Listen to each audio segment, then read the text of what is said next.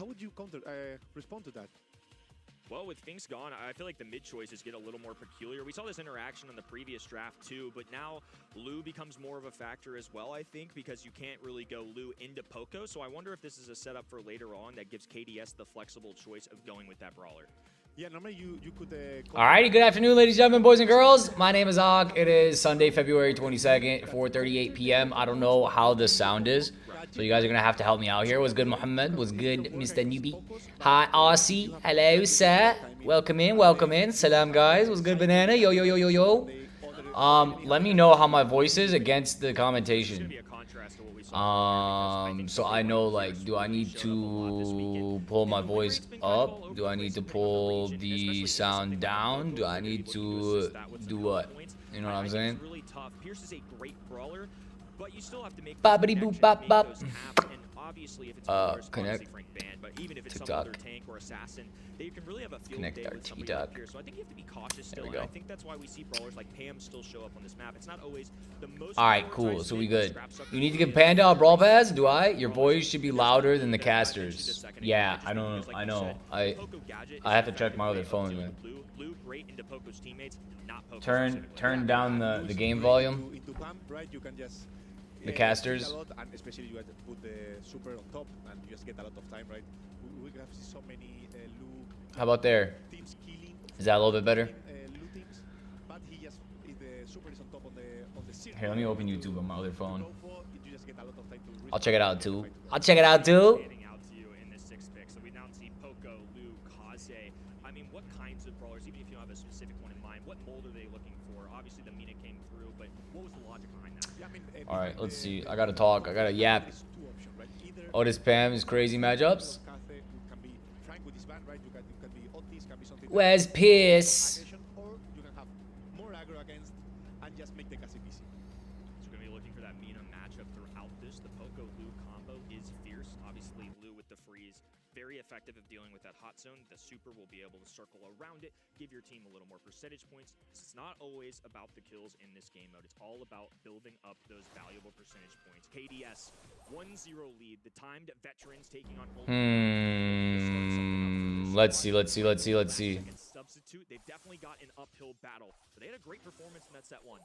Yeah, I mean, we're going to see something really similar from both sides, right? We have one aggro, and then we have another 2v2. So the 2v2 need to fight the 2v2 while you are dealing with the aggro, right? I'm turning that up a little bit. 2v2 and 1v1 in one lane. We're going to see that 2v2 with the commentation volume. Trying to do so much trouble as possible. And probably Mina and Kathy are not going to fight too much against each other. All of RLM is in the middle of the map right now. You can see it there. Patchy's low HP, likely a goner, even if he survives. Poco is not somebody... Look at their Wi-Fi, bro. Look at their connection.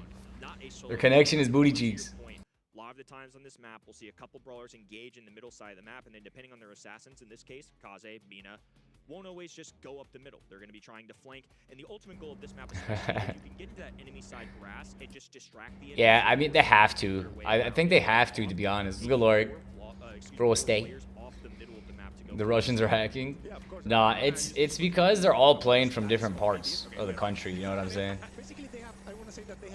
It's like when I play with Cow, I just start lagging everywhere. This California connection's too much. This West Coast connection, I don't know where they get it from. The latency's too much. Starting up the middle of the map, looking to try and build a little space so Bobby can more play that. Give me a reason. No, I do think that is the reason. When they're playing the actual finals, is it that bad? Like when they're all in the same room on stage, does it ever lag? Sands having a hard time. Multiple brawlers. Crow diving in very aggressively. Will get up in Patchy's grill, but won't be able to get a take. Kaze's holding it down right there. David with a nice rotated super. Sands with daggers. David is surely nice. Kaze survives with 8 health. That's nuts. That's the worst, bro. They took it. Wowie. Wowie. Hopefully this makes us better at the game, you know what I'm saying? Sometimes you need to go for the point, sometimes you need to side for percentage in this case, and this is what they do, and they get time enough so I know nobody. I don't know what's happening here. I'm learning who these people are. I'm learning who these teams are. I'm learning how they match up and play and draft on these maps. This is all new to me, which is good. This is good. This is good. expand. Scrap Sucker going down, but Patchy is A-okay right now, has a super in the back pocket, uses it, preserves KDS's life, and now they're still harboring the middle. Yeah, Mina is making a bit more. This will make us champions, Zog? I think so, yeah. It's going to make us much better. More time on the enemy side. So that's allowed your team, in this case Bobby, which is the one that is getting the. I'm really paying attention to Kaze because all the time. So yeah, we have. I love Kaze. I'm trying to see how he plays him, but Poco's holding it down. Poco's really keeping him steady here. Yeah, I can see that. Patchy's much better. Well, Patchy's the one using the Poco. Patchy's not dying. Like, Patchy's staying alive. He's keeping his team alive. He's keeping him on zone. He's playing that Poco really well. They still get a couple of takedowns that allows them to expand their territory, and Patchy and Bobby just really haven't had to move a muscle. Yeah, Poco got my attention. On this hot zone, Ducky once again taken down early. A dash in from Sands. David gonna be in trouble. Oh, and another team kill. Nice double. That's a W. Easy W. Easy W. And they excelled. Now a 2-0 lead for the favorites. Yeah, I see them really calm, really controlling the situation all the time. Even when the game was going a bit chaotic, I could see that they knew that was going to happen. They know how to react to that situation, and they know how to handle it. Look at this kid. We saw. I mean, look at Ducky. Look how handsome he is. Gonna win the next game. Look at him. Oh, bro, why is his face so close to like the camera, bro? Back up a little bit. Looking back on that too, you mentioned or at least in the stats, that Poco was somebody that was played a ton by KDS. You see the bans on that top right there, Spike, Ims, and Ali. If I'm only Realm, even if I know that they're comfortable with the Poco, do you really want to give up any of those bans for Poco, knowing that it's a KDS comfort, or do you still stick to it the worked. same thing? www. What we got after this? Another matchup, right? And then it's the finals for NA. Got one more game after this, and then there's two matchups left, right? So why not? I mean, you have yeah. Nothing to lose. They have a lot to lose. Yep. Thought so. If you guys are new to the stream, welcome in. Go ahead and smash that like button. We're out here. We're watching the North American quarterfinals, and we're gonna push rank play after. If you guys are new, welcome in. Bye bye. Smash the like button. Smash that sub button. Let's get it. I went into Supercell's creator, which is W. Ah, you got Supercell creator. Nice. You like signed up for it, right? Nice. There's some cool perks there. You don't need to be like an official creator. There's some cool things you can do with it. Yeah, I mean, you always when new rookies come out and you 4 more BO5 left out. You say BO5, I'm thinking about Black Ops. So normally they shine on skill to get to that qualification of multi-finals. And this is their chance to prove, right? This is the chance to show that they are more. Everyone's hating on Sans Kaze. I don't know. Also, he was playing it well. I mean, especially he was playing it well. Real in the career, it'd be really nice to have some skill dips on the players of calibers like Patchy, Sands. Wow, esports, yeah, straight up. I never do this. Would go quite well for these guys. On Bridge Too Far, especially. You're not gonna have enough time to watch all of this. Why? Has to be on that list. Other than that, though, some unique ones that maybe you're not going to see. There's gonna be 2 more games, right? Angelo in the water traversing brawlers like Eve. I'm a little Why? surprised too as we process this. Colt, so maybe I'm wrong. I feel like that's very normal, right? Yeah, exactly. We haven't seen it before. Yeah, maybe I am wrong. Any region? Yeah, regardless. I mean, it's very rare that I don't know. I thought.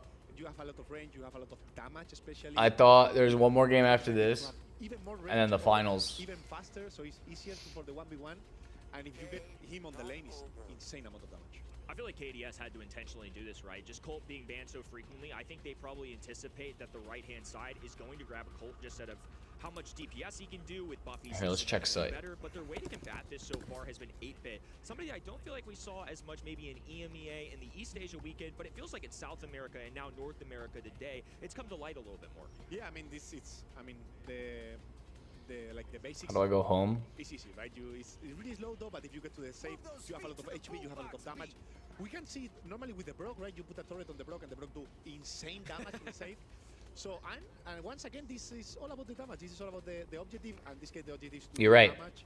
Yeah, he's right. He still need a last pick to So that call. I think that call can basically what's gonna happen is right now we're live touch the Brock and the 8-bit. with KDS and RLM. Find a last pick for that. Once they finish, Knowing that is really good for STMN and CNE are gonna face. Those are quarterfinals. Then it's gonna push into the semifinals. Semifinals is gonna be 2 different games.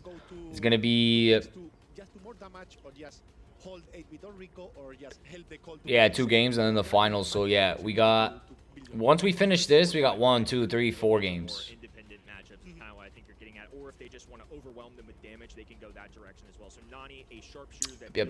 sharpshooters, will be a great lane matchup into Brock if they choose that. Obviously, they get one more selection here. Now, depending on what this is, of course, what are you looking for? What are the kinds of brawlers on this map? 4 games after this. I mean, Piper, Eve, I like the little animation when you pick a brawler. It should do that in real life. but any I mean, in the actual game. snipers Like when I pick Eve, that should pop up than call will make the for like a split second. Probably we are gonna see something like Piper, even though It makes my choice I think look really cool. not the call. Davey is really good because will super a lot the call. So if you done anything to the Who would you go last pick? at this point even the Piper are not. Hmm. We also add to the logic. What's the map? Bridge too far? Who has spawners doing well into something like a Piper. Lola's a really good pick. But instead, they're Um, Lola. Now you said yesterday, I believe, we should be looking out for this brawler. I know in EMEA scrims, it showed up just a little bit here and there. Why is it possible? Angelo's banned. Specifically? I was gonna say Angelo, but yeah, probably like a mid-range map controller. You at the start you suffer a bit because you don't have the I think Lola's a really good pick. Really good pick. It's much easier to Amber manage. is good, Once yeah. you have the lane, it's really in good hands, that are important. It's really I don't know. I'd pick someone mid. Draft here on bridge two. Carl, Amber. Is currently up 2-0. Gale isn't really strong. A long He might be a little annoying here against them. But Gale's gonna be hard to tap. One of the storylines that's haunted Bobby's career, unfortunately, early on in this Lola season. can split into 2 lanes. For 2026 That's to kick things off, where like he's an she's really good opportunity right here. now. Yeah, we can see that the call displaying the speed star power. And going a close range brawler, I don't know if it would work. Like if they went like Lily or Kaze. Sometimes, but call But I wasn't paying attention to the band, so he should not die. Right, like if you die, 8-bit will do the damage. If you don't die, there goes the Wi-Fi. Look at Brock's rug. And at some point you will get 8-bit, so you can do the damage later. We get to watch Sands. That allows you to be everywhere, and also His with boy in the every corner, look at him. If you can retreat a bit, heal up, tell your teammate to cover your. Look lane. at Ducky He can inside ignore these us. eating the camera. In this case, it's the Brock matchup, and Eevee can do a really good job controlling the map. Yeah, curious to see how that interaction goes between something like Colt and 8-bit, because I think those are 2 brawlers that I'm looking out for to try and polish off that heist safe. As we jump back in here, Only Realm have penetrated through that opening heist safe. I don't know which one's which. First market, we'll look Sands for is in the back. Ducky, of course, does have I'm being a- educated. He's bold. He's gonna pop it right in the middle of the map. Is he having that TP gadget that we're used to seeing on the heist? He's gonna wind this up, looking for contact, and I think now just gonna teleport. the other Bobby. way. Get that kill. 4,800 shots are clear to rain down. He's the guy in the front. Sands is the guy in the back. Okie dokie, okie dokie. Sands looks serious, bro. He looks way too serious back there. Look at him. That was a miss move from Eevee. Why'd Bobby have to put him in the back like that? Hyper super next to the wall, so Brock can basically 2-shot around the wall and get it, but it's still game. Wow, Only They Realm got. really running away with that game. It felt like what Colt got on that heist save. They got. Just- They got. It's why it's banned so frequently. Guys, is the sound fine? Can you hear it? I'm just making sure you could hear the game. Can you hear like the commentators in the game? Like and you can hear my voice? Like is it fine or do you need the game commentation up? Or my voice down or we Gucci? I'm asking every single one of you. 3 small battles is a lot of damage. Yeah, Deceptive Is it like at a good- very it's a good pace? lane matchup, so I'm curious to see off the start how all of these teams will maneuver around this. Bobby this time on the left-hand lane going against David. We've got 8-bit up the middle of the map. Patchy doing his best to hold the lane, but just going to be outranged to a degree by the other 2 brawlers. Yeah, I mean, I think the Nani is the MVP here. Right? Okie dokie, awesome.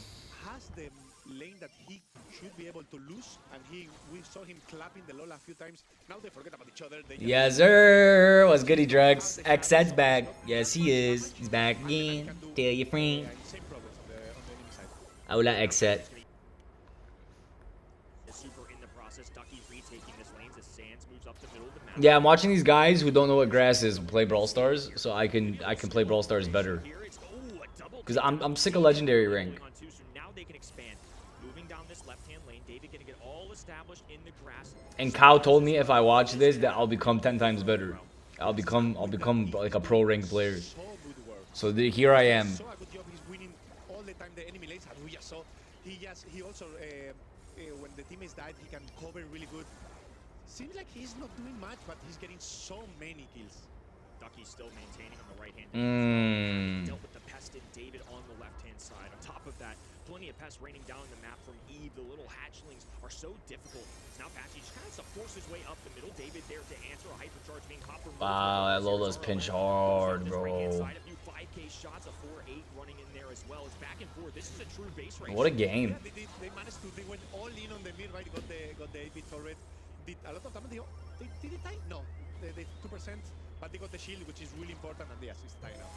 Patchy with a few chip shots. Ducky running the star power that gives him a shield whenever he has popped the peep, but now has to back off because Patchy is landing. If you have questions about Drev, as you can learn better, yeah, for sure. Bobby need to get that shield. That 2% missing for that shield is really important. Once you get the shield, you have an insane advantage. That 3 seconds, I think, of the shield is up. Give you a lot of breath. I'm doing good, Drex. Another day, bro. Just living the life. Today I didn't get to fast. I was not having a good morning. I woke up for prayer time at like 5 a.m., like 5:30. I prayed, and then I had the worst stomach ache for 3 hours. I couldn't go back to sleep from like 5 a.m. to like 8 a.m. Very bad stomach ache. To keep doing damage was game changer here. Brock knew it. He just gadget up.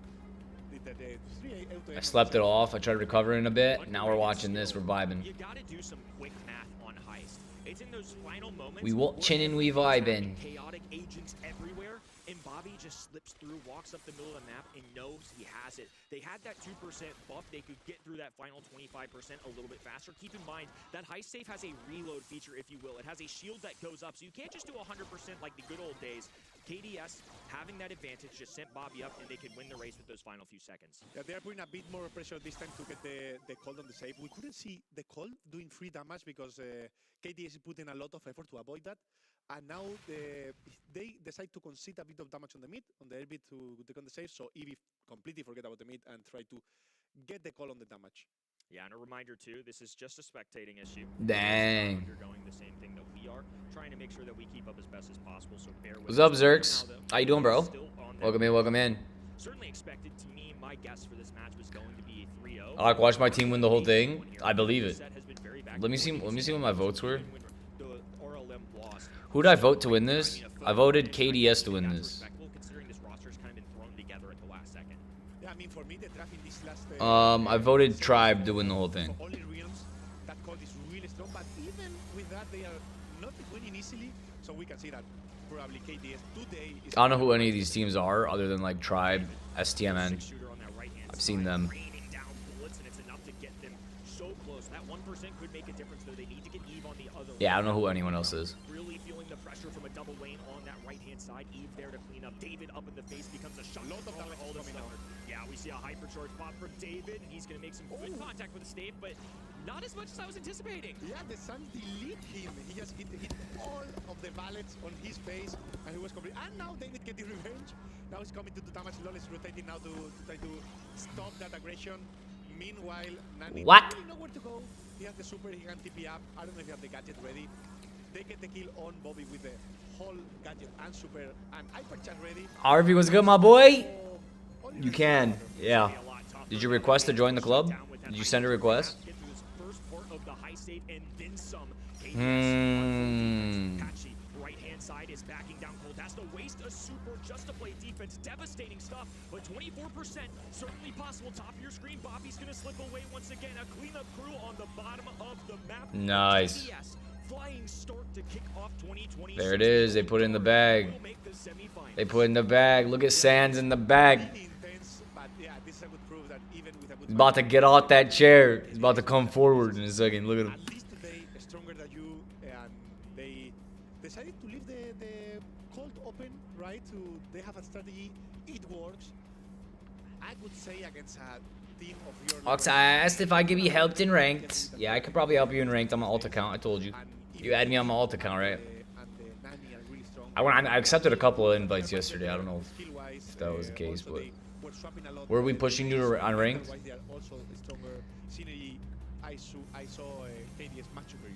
Cheers is way too good, bro. His hypercharge, we're all cooked. He does look really good. Yeah, he does look insanely good. I'm not gonna lie. Once again next month. But for now, David and his squad will be sitting back. A top 8 finish, super respectful. The KDS. Bro, buy Kyle a doctor. Kyle needs more than a doctor. He needs a psychiatrist. He needs a therapist. He needs a doctor. He needs a lot of things. I'm gonna be honest with you.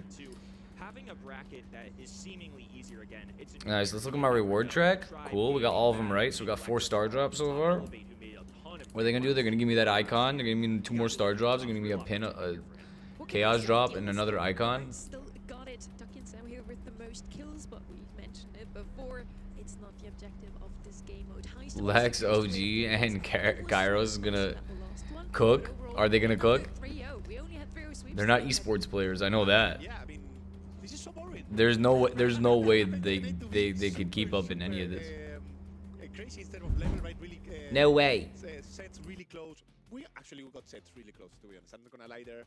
But the 3-0, it's not every. Yeah, that's just obvious. They're literally content creators. They're not esports players. I'm gonna quote you on that now. Those guys' reflexes are gone, bro. They're like 40 years old. They can't compete here. I'm sorry. I have like 3-4 years on me, and I won't be able to do this either. My eyes, I don't think will be able to do it. I definitely think the 3-0 painted Like there's a difference, bro. Like when you're like between the ages of like 18, 25, your reflexes are on 10. Like your reflexes are crazy. Yeah, everyone you just named is like an old man. They don't got no reflexes left. Like they can play the game good, but they're not gonna win no world championships. But at the end onwards, I think they found the strategy, they found the key. Roledo joined the team with the draft, and I think I see double now. Sorry. He stole my idea, man. Stop copying me. I'm the new guy. I'm so sorry. Whatever. I am in my peak form. I'm not 40 years old. Ready? Yep. Are you ready for the next match? Yes, I am. I want to see what STMN's made of. I'm also excited to see what Crow's Nest Esports Like my reflexes, my body, my everything's in. It's still in prime. Once I hit like 33, it's over, my boys. It's like 33 is peak, and then from like 33 to 40, it's over. I'm gonna start. That's it. I'm going back to the state of Brawl Stars I was in like a year ago. Does Kyle have the files? Kyle has a lot of things. He has a couple sicknesses, mental illnesses. I don't know about the files though. I don't know if he has the files. Yeah, I think that's the last weeks before Worlds changed a lot on them. They found I believe they found the strategy. Do you see their jerseys? Kyle just ordered one. Kyle just ordered one of these jerseys. He can't wait till it comes. He's gonna put it on. He's gonna wear it every day in my stream. I was saying Roledo as a new drafter. I want to believe that they learn from that. They study what they did wrong and what they did good. It was a lot of things, and they're gonna be able to apply for this season. And I believe that we're not gonna see a completely different stamina this year. They finished 4th in an A overall. Never really beat Tribe or Elevate last year. The giants of 2025 in this region. Now in the World Finals, as just mentioned, they. What's a taco eater? Some huge teams like Sata Division. What was the difference between season versus World Finals? What was the difference between how come she can use the accent, but when I use the accent, it's a problem? You're like, stop using the accent. But this girl can use the fancy accent. When she uses the fancy accent, it sounds nice. Why? Because she's a commentator. When I'm commentating in the fancy accent, it's a problem. It's a problem. On an ordinary day where they were properly respected. I think Crow's Nest Esports are going to give these guys the respect that they deserve. You know, STMN came in looking fairly strong in the qualifiers, and Crow's Nest Esports... Shut up, Kyle. Stop being a hater, Kyle. Why is Kyle such a hater? He's always hating on me. Kyle hates me. Kyle used to like me, and then he found Noob, and then he traded me for Noob, and now he just comes here for Noob. And I'm just like a sloppy second. I don't know how else to say it. But he's a sicko. He traded me. Abdul Mateen! Assalamu alaikum, Habibi. What's goody? Ramadan Mubarak. How you doing, bro? Let's go, let's go, let's go, let's go, let's go, let's go. By the way, I'm back. I was texting. I'm a girl. Drex is a girl, guys. I didn't say I'm a girl, Ak. I said I was texting my girl. My bad. My bad, Drex. My bad. Split off, he's formed this very new roster, but between him and Zion, he's the only one that's made a monthly final. Noob is my cortisone? Are you talking about... Okay, what does that even mean? You're going to be able to guess, Does he spike your cortisone levels? Couple of years with that Tri-Bros. Is that what you're saying? Well, that is definitely the goal. We're gonna start small though, because obviously, as a new team, we have to figure out our synergy, our communication. I'm definitely probably not gonna look it up. I'm probably gonna get flagged by like the CIA, get deported. Even though I'm an American citizen, they're gonna deport me back to like some foreign country. I don't got time for this. Kyle's trying to get me banned. Here she is again, speaking in that fancy accent. Oh my goodness, I love it. Like, if you don't hire someone to speak in that accent to be the host of your show, then like just don't even have a show. You know what I'm saying? Like, you're gonna do a whole multi-million-dollar production, you need to hire yourself a Brit or like an Australian. Awk, read my message. Awk, Neymar is quitting this year, November or December. That's sad to hear. Neymar's donezo. I'm telling you, all the OGs, they're done, bro. It's sad. Like basketball, football, everything. They're done, bro. They're done. The legends are done. We need new legends. Pretty much one thing of note last year, he played in GKR in North America, did fairly well. Ramadan's going very good, Abdul Mateen. Alhamdulillah, man. Can't complain. Another day. It's been pretty easy. God making my fast easy. Eating well. Today was a little weird in the morning. I woke up, I didn't feel too well. I ate before prayer and it did not digest well. Well, other than that, everything's been going good, brother. Alhamdulillah, alhamdulillah. This new gen is not close to being legend. No, none of them are close to being legends. They play video games. They don't play football. Yeah, football, definitely not football anymore. I'd agree. I think everything is going to just be completely changed. Human interaction's just like dead. You're not gonna produce like magnificent football players and basketball players and just sports players in general, like athletes in general, with the way that the world is today. 99% of people are locked onto their devices. Mbappe's the only one left. Yeah, no, Mbappe's crazy. But bear with me here. Ali and Mortis both really important on diving those backlines. Now they've been banned out. I think that this is a pretty confident Pierce pick. Yeah, there we go. First selection there for Stamina. I mean, it's a good one. Obviously, it's standard. You are ready for whatever. Right? My favorite footballer of all time is Zlatan Ibrahimovic. I freaking love that guy, bro. Zlatan Ibrahimovic. Yeah, that guy's power player. So I would expect in the opposite side to play maybe Alu. Okay, and the Mina obviously. Right? Mina. They need something in the mid that can stand by himself now to be ready against. Mbappe is a new gen. Yep. 1v1. Maybe Pam. We can see another Pam again. We can see maybe yes. Poco is banned, so you cannot really go. This Draco comes. At least you go with a gray TP. So there is too many options actually right now. Yeah, Zlatan's done now, but I mean, bro, the way he put the ball in the net was crazy. Guy would half field shots. He would do things with his legs I'd never seen other people do. That guy was a beast. He's very powerful. What do you have not seen what ML does on the pitch? Peps. Pepe.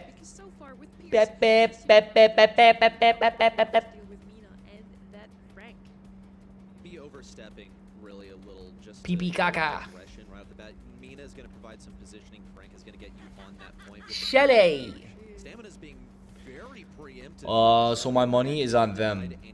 STMN is that their thing? What does that stand for? Stamina, stamina. What gadget you're using as well? Are you going to be dashing in and out? Are you going to be making Shelly look like a movement brawler like we saw Guesty do last weekend in EMEA? Next selection, however, how are you? Stamina. Okay, makes sense. Aggression, because you have the safety, you have the defense. Kenji's going to be getting up in their faces. I think Kenji's a pretty worthy matchup for. What does KDS stand for? Okay, but then now you have your last selection. So how do you end this off? What is your mid of choice? Yeah, I think with my team I will go completely something different, right? Yeah. Crow's esports is gonna be something super aggro. Yeah, the Crow. Okay, man. All right. Yeah, do your thing.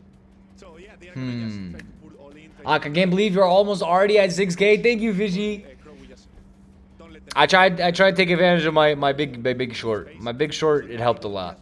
Normally see My singing short. 2v2 on the mid and then some aggro.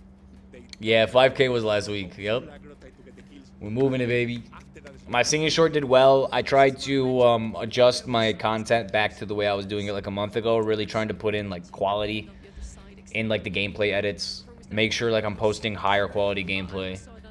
And kind of keep that consistency. Like today, I made a short about the skins. I have like 3 or 4 gameplay. I've been hitting crazy gameplay clips, crazy gameplay clips. Versus one of the best performing players in North American history, surrounded by 2 new players. Just got to try something. All right, they're in it to win it. Whoever has the Frank's gonna win, I feel. So far, Crow's Nest Esports have established some pretty firm control on the point. This Pierce is just not enough to shrug them off, not into the movement. Pierce with a hypercharge right here would be crazy. Imagine he got his hyper. It would have been nice. yeah, I mean at the beginning it seems like I wonder if the charge rate on that you thing. don't have damage, right, to get that all that HP down. But I think because Pain is trying to go from the sides, right? I think we need to help on the mid. That Frank had a bit more range than Kenji and Shelly, so he will have a good matchup. But Juan Carlos needs to stop getting those kills, cycling that super, and getting them low, so them Pain and especially Tacos can finish the kills. So scrappy so far. Here's a hypercharge out from Aliana's Tacos. I know every time I ever played Frank on this map, we won every time. Inevitable. He's going to fall in the 1v2, and the lives are being traded back and forth. Frank is like the #1 hot zone player at the moment. Like Frank is like the king of hot zone. Obviously, there's some matchups you don't want to go Frank, but bruh, he tanks so much damage. He's always able to get a couple shots off. If you get that pull off, it's almost over. You can pull multiple enemies at the same time, stun them. It's hard. Like no matter what, that Frank's just gonna run back up. If they don't clear him, Oh, that was crazy. That 99% on the point. Now they cannot let them go. Not even a single second. I don't know if they have the tools. Shelly cannot die. If Shelly die, it's GG's for them. Frank using the hypercharge. Maybe a bit. they cleared him. That's crazy. W's. They took that. That's nuts. That's nuts. Is that Juan Carlos, guys? Is that the guy who went there? There's Juan Carlos. He went like 0 and 11. This is the only thing I know about esports. You guys turned this guy into a meme, the board guy. Going 1-by-1 staggered respawns never is going to work. They need some better team comps. Yeah, but it's true that. Yeah, he's the legendary kid. Good matchup if they face 1v1. So if they manage to boost them back, so Juan Carlos in the back, just helping with the shot, getting percentage, they will not let the other 2 come back, right? So if they do a team kill, that's pretty much what we saw right now. That in the previous game happened really late. They can get a lot of percentage back. Is he also known for something else? Kyle always knows the weird stuff. He's always paying attention to all this weird stuff. But we can't talk about it because kids. Noob is here. Ah, yeah. Noob, cover your ears. The grown-ups want to talk. I'm just joking. They made a profile icon for his performance. Yeah, I know. Yeah, I have it. The 0-11 kit. He's holding up the 0-11 sign. It's hilarious. It was in the Pro Pass, like a couple Pro Pass, like 2 Pro Passes ago. Or like the first Pro Pass they released, maybe. He's in the first one or the second one. But I remember it. Synergy to jump together. Again, another Crow jump alone. If they manage to go 2 or even 3, they can get the point easily back.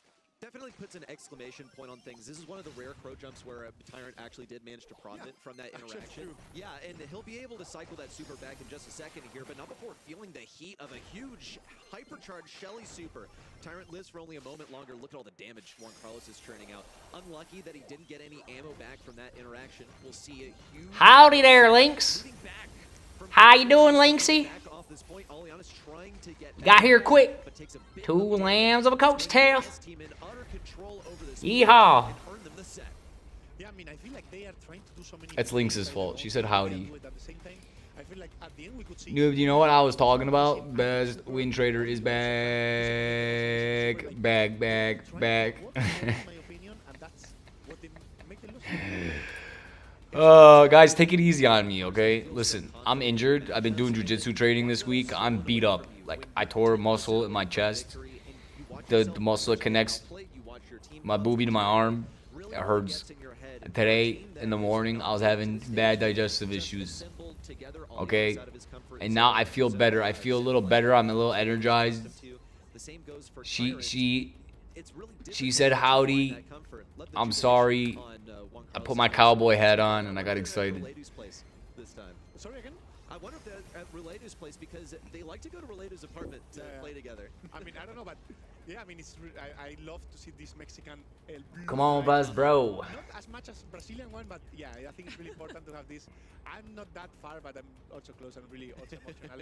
And I think that also helps. Juan Carlos is here for revenge, huh? We need to keep the momentum and keep the win. And when you are low, also help to hit the team up and probably get the comeback. And I do want to mention once more, Stamina had an incredible Nah, bro. postseason run Pierce last is year. he's just so His broken, bro. He's so national strong. has taken away He's from so his strong. military national stage. Look at those stats. Definitely made them a lot stronger this year. Not looking good for their opponents so far. Crow's Nest needs to step up their game. I felt like the draft was also a bit one-sided, honestly. But yeah, overall, Crow's Nest, they had some moments. They're playing well.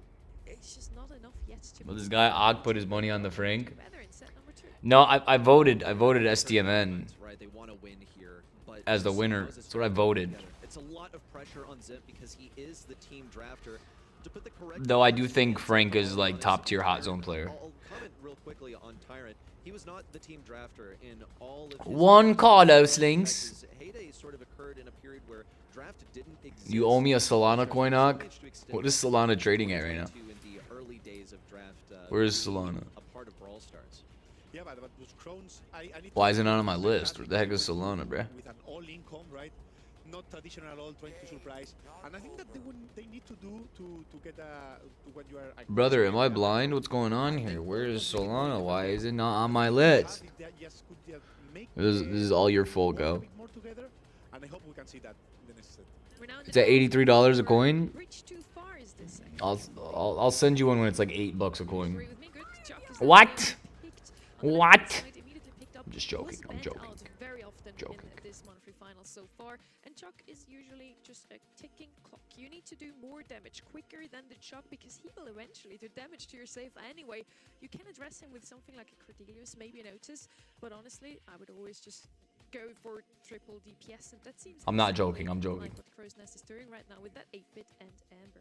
It is interesting also to see Amber picked up so early. I think the Amber here is Ring of Fire just Drug? to deal with a potential Charlie to be taken away as a last pick. So now they've secured that Bridge lead. too far. If they decide that they want it as a defensive brawler, but 8-bit is going to profit off of getting a super from the Chuck pretty easily. Bridge too far. It's not Ring of Down to Fire. the early game Fish, matchup. why you confusing One me? in 3 chance of selecting the same lane as Chuck, right? But it's probably going to be the middle lane, just judging by instincts here.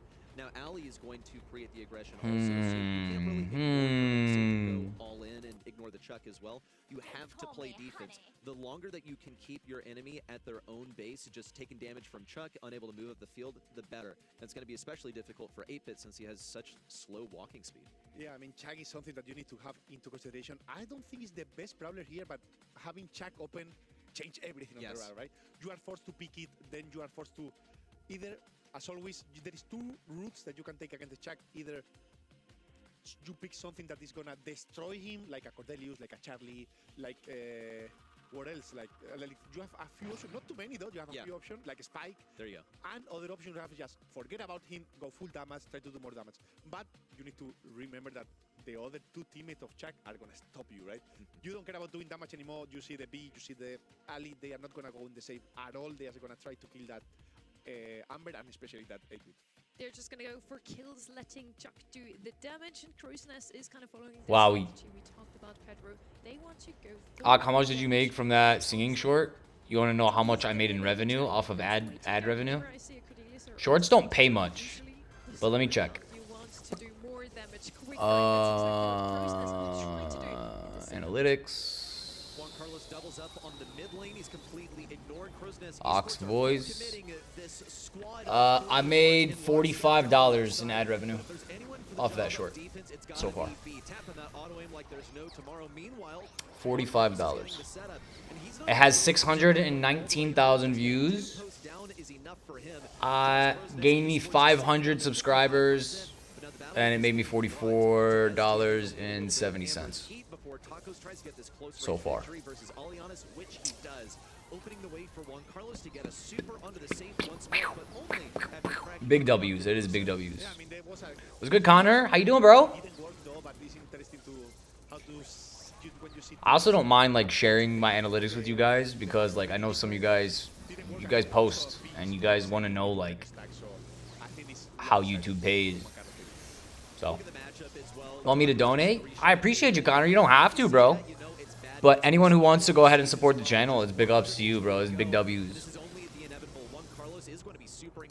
Dropping bombs in the chat is always a exciting time. But I don't request donations. I find it a little weird. I don't know why. A lot of streamers they do things kind of just like pull donos out of people, but I take them. I accept them. But just if you want to support the channel. BWs. By the way, what should be the brawler I must max out? That's a good question. I would max out like your meta brawlers at the moment. Like all your buffy brawlers are really good to max out if you don't have them maxed out. And then like brawlers like Kaze, Chuck. You want like one really good sniper, one really good tank, you want like meta brawlers in each class. It's gonna depend. I always suggest Squeak. Squeak's one of my favorites. To max out, he's always all around good.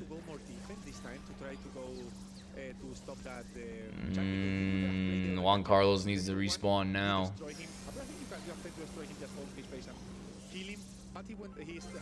Aggies, you should start asking for money to add. No, I'm not gonna charge people to add me. That's stingy. I don't like that. I know a lot of people do it. I just either you're active or you're not. You're gonna get deleted or you play the game, and I'm down to have you. If you want to add me on my ult account, you can. My OGs are my OGs. My friends are my friends. You know. They took it. That's it. Boom. Nice. It's given up set number 2 and put STM in 2 sets in the lead. Yeah, that's a 4-0 already. Already have him maxed out. Mumu's inactive. Yeah, you're talking about Mumu's ult account? Bro, you guys see all these guys? I look nothing like any of them. Also prove yourself that you are capable to do much better. So yeah, it's a really good start for Stamina. all these guys look super serious. Like they look so locked in the brawl. Bruh. I don't think they've seen sunlight.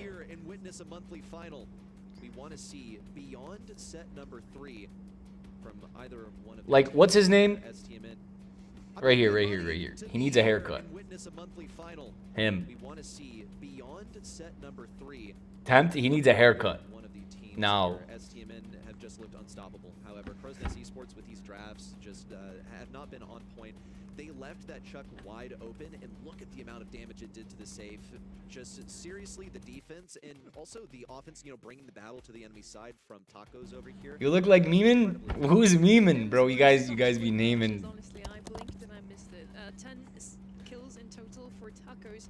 Also, honestly, a shame from the production. Yesterday we had some Doritos here. Meeman time is an NMDA receptor analyst who used to treat moderate to severe Alzheimer's disease by regulating glutamate active to improve cognitive and daily functions. This is shaping up to be yet another 3-0 coming out of NA. So far, not a lot of from those teams. I'm assuming Meeman is a player, right? He's a streamer. I looked up Meeman and I got some medical definition. But he's still not at his peak. Right. We can see some mistakes. So it's just his quality of his camera. They're gonna stop it even harder. I have to wonder if it's a mindset impacting them as it's entirely possible that they know that they're supposed to win this, so they're kind of saving their energy for later, especially when they watch themselves win 4 games in a row. They're well on the path to a Switch the vid, not short. Nice, Connor. Yeah, I have 2 streams running. I have one short stream, and the other one's a horizontal stream. It's a little bigger. You can see the chat through all of my streams, my TikTok, my YouTube Shorts, and my YouTube.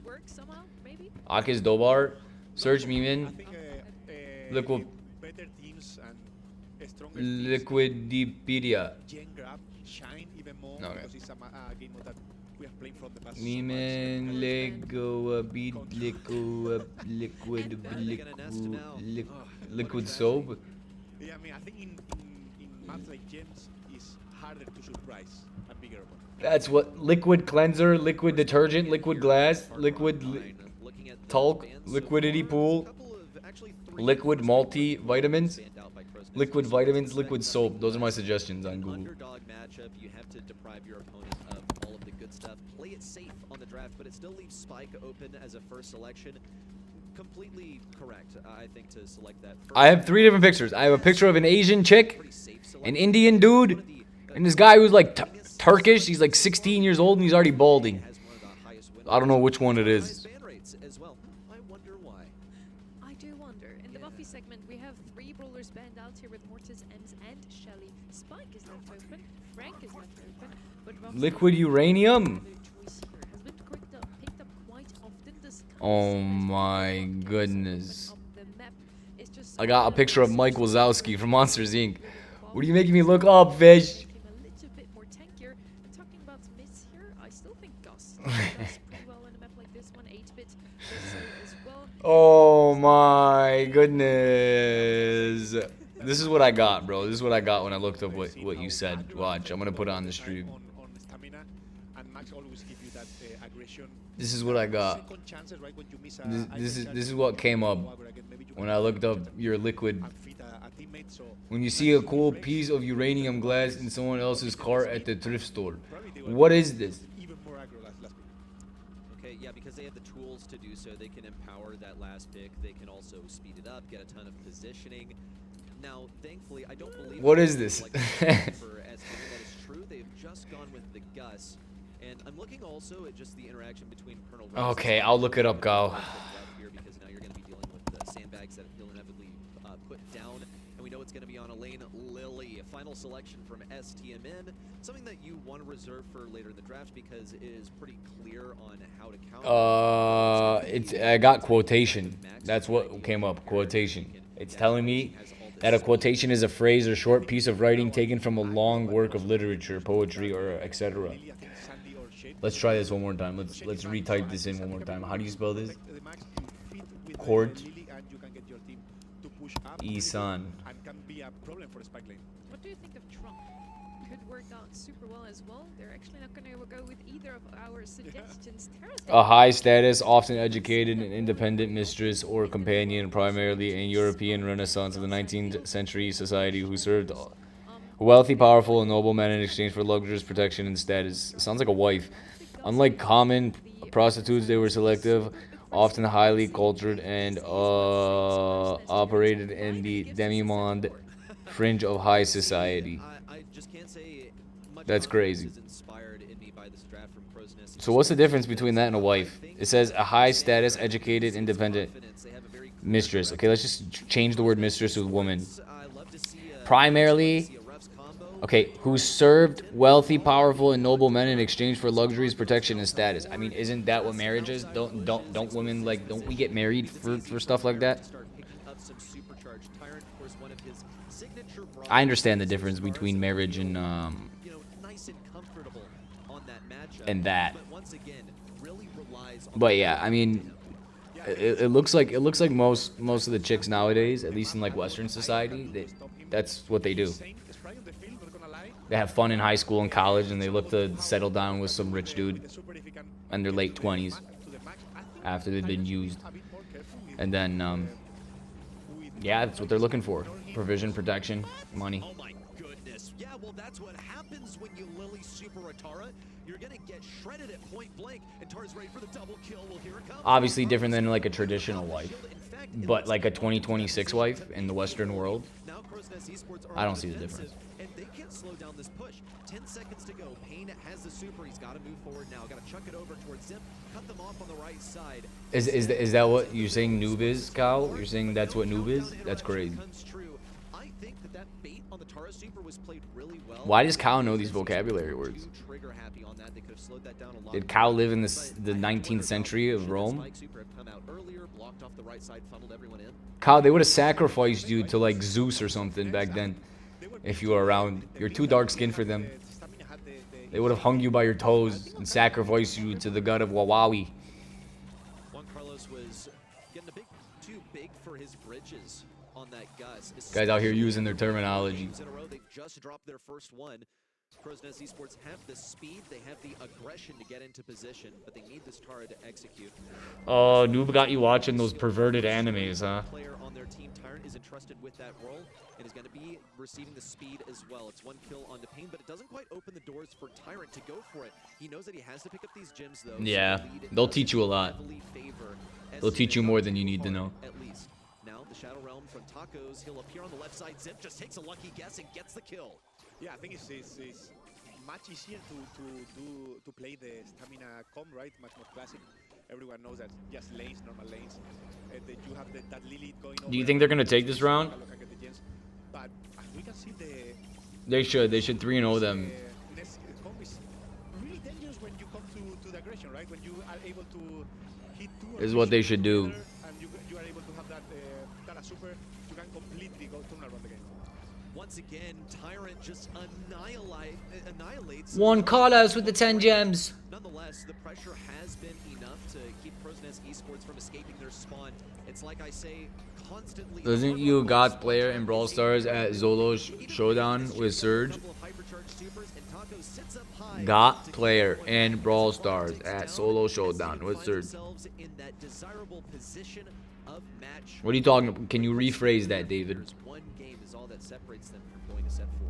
Yeah, I mean, Tyrant with the Tara is doing a really good job killing In English. Lily over and over, but it doesn't matter, right? Nowadays, it's everything for the pressure. Lily, if it comes, I may put the Tara low enough so he can heal up or even kill him. It's really good for the stamina. Down by the bay where the watermelons grow, back to my home, I dare not go. It's something that Tyrant actually really succeeded at in game number 1, where he sat up so high that S team kind of felt like they were trapped in spawn. They baited the super. It's whatever. It was a win for Crow's Nest Esports in the end. Look at Tacos poking down Crow. Oh my goodness! Tacos! That was filthy right there. Picking up the double kill and sitting in the bushes on the right side. Juan Carlos and Payne still remain alive on the left side. Is this spawn trap happening once again?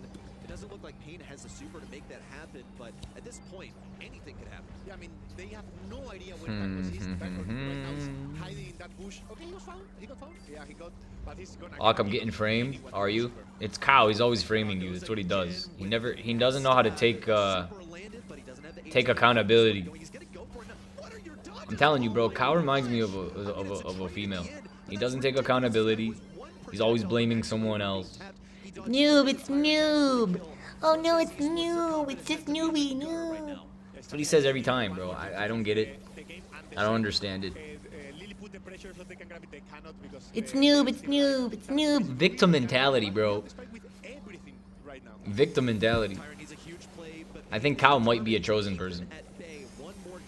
He said it multiple times before. Victim mentality, man. Countdown interruption. Juan Carlos doesn't really have the positioning to make a solo play, but he does have the hypercharged super. Might just pop it onto Tacos once he has a super ready to move. Yeah, I mean, Crow's team is able to get enough gens to put this game a bit longer, but I think at some point, yeah, the gem is going to spawn on the bottom. Lily will push at the same time, and they just get the gem. Tacos has to run away, however. That's one more kill on the Crow's Nest Esports. Make it to Tacos. Cal, look, my team's going to win. I knew Juan Carlos had it in him. Oh my goodness. The expected victors, these World Finals representatives from North America, will advance to the semifinals. I mean, really good for Noob, it's noob. I'm aware it's noob. Okay, what did David say earlier? Do you know that one guy who plays Brawl Stars and Solo Showdown with Surge. Yeah, you're talking about Snake Thug. That's the boy. And yeah, they are really good. They are much better this time. Maybe we can see next time Tyrant. I think his team have a lot of potential. Snake Thug's the man. Yes, he can. Snake Thug's the man. Touch base with Kyron earlier. We asked him about what they're looking Gonna for catch a in the tan. season. He said we got to take things one step at a time. And it's very clear. He is retired, yeah. So all 4 of my predictions were right. It's not really a dig. It's just he's playing with a new roster after a couple of years of I think underperforming compared Maybe to I'll get them all right. desired. And not You know? the postseason last year definitely hurts. But I'll be honest, not typically making it that far into a monthly. Wow, I get my Is icon. pretty new to this. Just one match victory is what they want to start off with, but today is not their day. It was so nice to see what they had to show us. Okay, what's going on? Why are we being reincarnated? Next month, yes, again, fat GGs at this point to Crow's Nest. Reincarnation as a male? Which as the result in the end, Tacos absolutely pop off overall. More kills on the left-hand side. And they Pain taking selfies? Why? ultimately lead to a win in When I take selfies, my camera says thank you. this region. Literally, Siri pops it. She goes, thank you. We'll have to catch a train or something at least. It's an honor for my camera to snap a picture of my beautiful face. This is true. Well, okay, for a couple of us, right? Because I know you predicted Crow's Nest Esports. I know Kenny also predicted Crow's Nest Esports. So far, all right. Did. What can I say? We're just the best. Oh, excuse me, Sonny. You also predicted. I didn't want to point it out because I feel really bad. It was a graphics mistake, and Crow's Nest tweeted about it. Oh no. I still supported your team, even though my predictions Wow, basically a said blowout. otherwise. Crow's Nest for the win. Oh, that hurts to be exposed right now. A little turn. It would be an honor for your phone to have a selfie of me. Let's also have a look at Fish is trying to store images of me inside of his phone. that one. For what? God knows. I trust on the boys. This is why I don't phase review. Look, there's this picture on the Brawl Stars website right here. This is me. I'm gonna show you guys. This is me. And today I really like what I saw, but it's kind of hard to predict from this point on. Before, we just went with whoever qualified for the upper bracket, and every single upper bracket team actually won. This is I don't the know what only this is supposed to be. final this actually happened. The only I don't know one what chance this is, month that this actually happened. or why this is on the Brawl Stars site. We have 4 teams But that this are is me. completely unbeaten to This is the my final this is of this the is a same back set. Then we look at POV Tribe Gaming, for example. Ready? of me, of who I am. Single set. Even in the qualifiers, Look, they're unbeaten. Here's a close-up. It's a dominance that you come to expect from Tribe Gaming at this point. This is the second time that they've. I don't know. It's on the website. This Look here. I'll take a picture of the whole screen so you see what I'm talking about. Someone who we visited previously with Tyrant unfortunately fell there in the quarterfinals, but Tribe Gaming, they'll be going head-to-head against Team Electros. We'll get to see how they perform versus LSU, You see? who seemed a This is the whole little page. underwhelming there, This is the predictions unfortunately. page, Go right? further. It was an efficient maneuver from Tribe Gaming. Now both Who this sides- backwards curly-haired child is, I have no clue. To the roster, fills in to the shoes of Asus, and I think it was a really good addition. Tribe Gaming looking just as dominant so far this year as they did last year.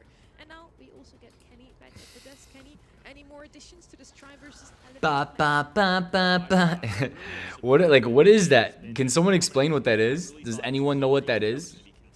Well, what are we looking at? I thought it was going to be a 3-2 kind of affair. Instead, it is Stamina steamrolling their opponent. Look, what kind of decoration is? I get the star drop. I get the skull. The skins for Colt again. Regardless of who the two teams were going to be that emerged from that upper side of the bracket, this is what I was looking Question for mark. most in a I'm Hank. also super happy to finally have another check in at the desk again. I can tell my co-casters apart. Isn't that nice? Right. We're heading into our first semi-final of the day. It's Tribe Gaming versus Team Electros. And Kenny, you and me went with Electros. Why did you go for Tribe, Ready? I feel like Tribe are already a known quantity. Okay, we know how Diego operates when he's put into a new team. We've seen them in the preseason. Tribe is a known quantity? Scrims. And Team Are Electros, they? We just haven't seen them play in really a competition of this caliber just yet. We did see them in the. Is that what they are? But Tribe Gaming, like A bunch of sickos? their opponents, and I think there's a pretty solid argument to be made for Elevate being a top tier team that. Ring. I'm opening Brawl Stars on my other Tribe Gaming in phone. their quarterfinal. After the scrim results, the Mesterinos, we had a lot of expectations for that Team Electros roster. And Ready, you had I'm in my girls account. with Snowy. Hmm. Let's see what you guys talked about. Based on your off-season Maria performance, count. were your expectations that you would come into the BSC and win your first ever match? And how Let's claim her today freebies. has winning your first match affected how you see the rest of the competition? Let's see what I pull. I mean, I knew we were good, but I don't know. Wow, she pulled. I unlocked Draco out of a legendary Like, star she's drop on her still account. super different. Like we've never played on camera or anything, so Yeah. like we were unsure. I just pulled and I was trying to Draco. stay, like, modest. Legendary star drop. So you've won match 1. So now looking ahead On to my the girl's rest of account, the day, are you Draco. feeling more confident than how you started? Definitely 100%. Yeah, 100%. Like game 1, I don't know about my teammates, but I was a little nervous. But then game 2 and game 3, it all went away, and I'm definitely excited to face. Can we see your of, please? I think that's super important to You wanna see my consider face? that they didn't really know how well they would perform at the monthly finals. Show my PC, please, please, please, please, please, please, please. You want to see my Out PC? of the gates. And I don't know if I have an arguably, image of it. Probably was supposed to be the closest one against Vatic. They had such a good run already in the preseason, Kenny. Yeah, I was surprised. I have to take a picture of that it. was as dominant of a showing as it was. I mean, there was a lot. I might have one, like an old image, but I'm not gonna be able to find it. I'm gonna have to scroll through like For me, Team Electro's passed the eye test. A lot. I just can't stop watching, and I'm just all around. It feels like no matter who they're playing, they're showing up. Match arenas are one thing, but Snowy was very honest, and on his YouTube channel as well, I've been kind of observing his breakdowns of monthly qualifiers and things like that. He's embraced this. They know that they're a little nervous. They know they're newer to this. But the fact that they're already at this point, a 3-0 under their belt, I would rather pick Team Electros before the breakout than regret it later on. Tribe Gaming are great. Whoever wins this match will be my selection to win the grand finals, no matter how you spin it. I think these are the top 2 teams in NA. That's a bold statement. As we all know, draft I'm is running a super ranked game right now. rosters, so let's have a look at what those 2 teams picked in their quarter-final matches. Tribe Gaming with a lot of the OG comms, I'd say. I'm running a ranked Rooney. That's something we are used to. Rustic Arcade, bro. This We have, of map's course, Silver, weird. strong brawler, and we have RT twice. Wide open map. I think at this point you can just call it a phenomenon that the new teams are playing all of the current meta and they don't really deviate too much from it. And Only the teams clans? that have been around for longer, they try to think more laterally. They could often find themselves stuck in what the old meta is. I feel like you're looking basically like a smaller or more recent set of training data for these new teams that are popping off in more recent times. And Daisy really seemed to hate Spike. Banned him up 3 times in their only 3 sets that we witnessed them today. On the other side, we have Team Electros. Kenny, how Show us do the you PC. differ from what I we've don't. seen from Tribe Gaming? You know, it's really Wow, I'm not interesting. I think responding. Tribe That's Gaming great. Are known for the strong drafts, but my theory, especially with Team Electros, is that these guys are young. But draft is all they know. They never experienced the days of Brawl Stars of Rock. I'm gonna get myself banned before I could even play. Back in the day. This is what they're used to. This is what they know. It's similar to younger kids now growing up with tablets. It just comes more naturally. These guys Like, are imagine when that. it comes to the draft. They You just know imagine, how to just play. imagine, Look just at all the imagine, just imagine. All right, triple dribble. They are using some of those newer brawlers that you mentioned, but I don't really hesitate to think that they know what they're talking about in the game. What do you mean with us old folks, by the way? Please, talk for yourself. Okay. I mean, I'm not going to expose any Peace out, fish. Love you, brother. graphic. We're all on I hope the I same wake up to see that Bobby won. We are both older than you. Bye bye, bye bye, bye bye. Until the next time, sir. So let's start with our first map of Until the next time, sir.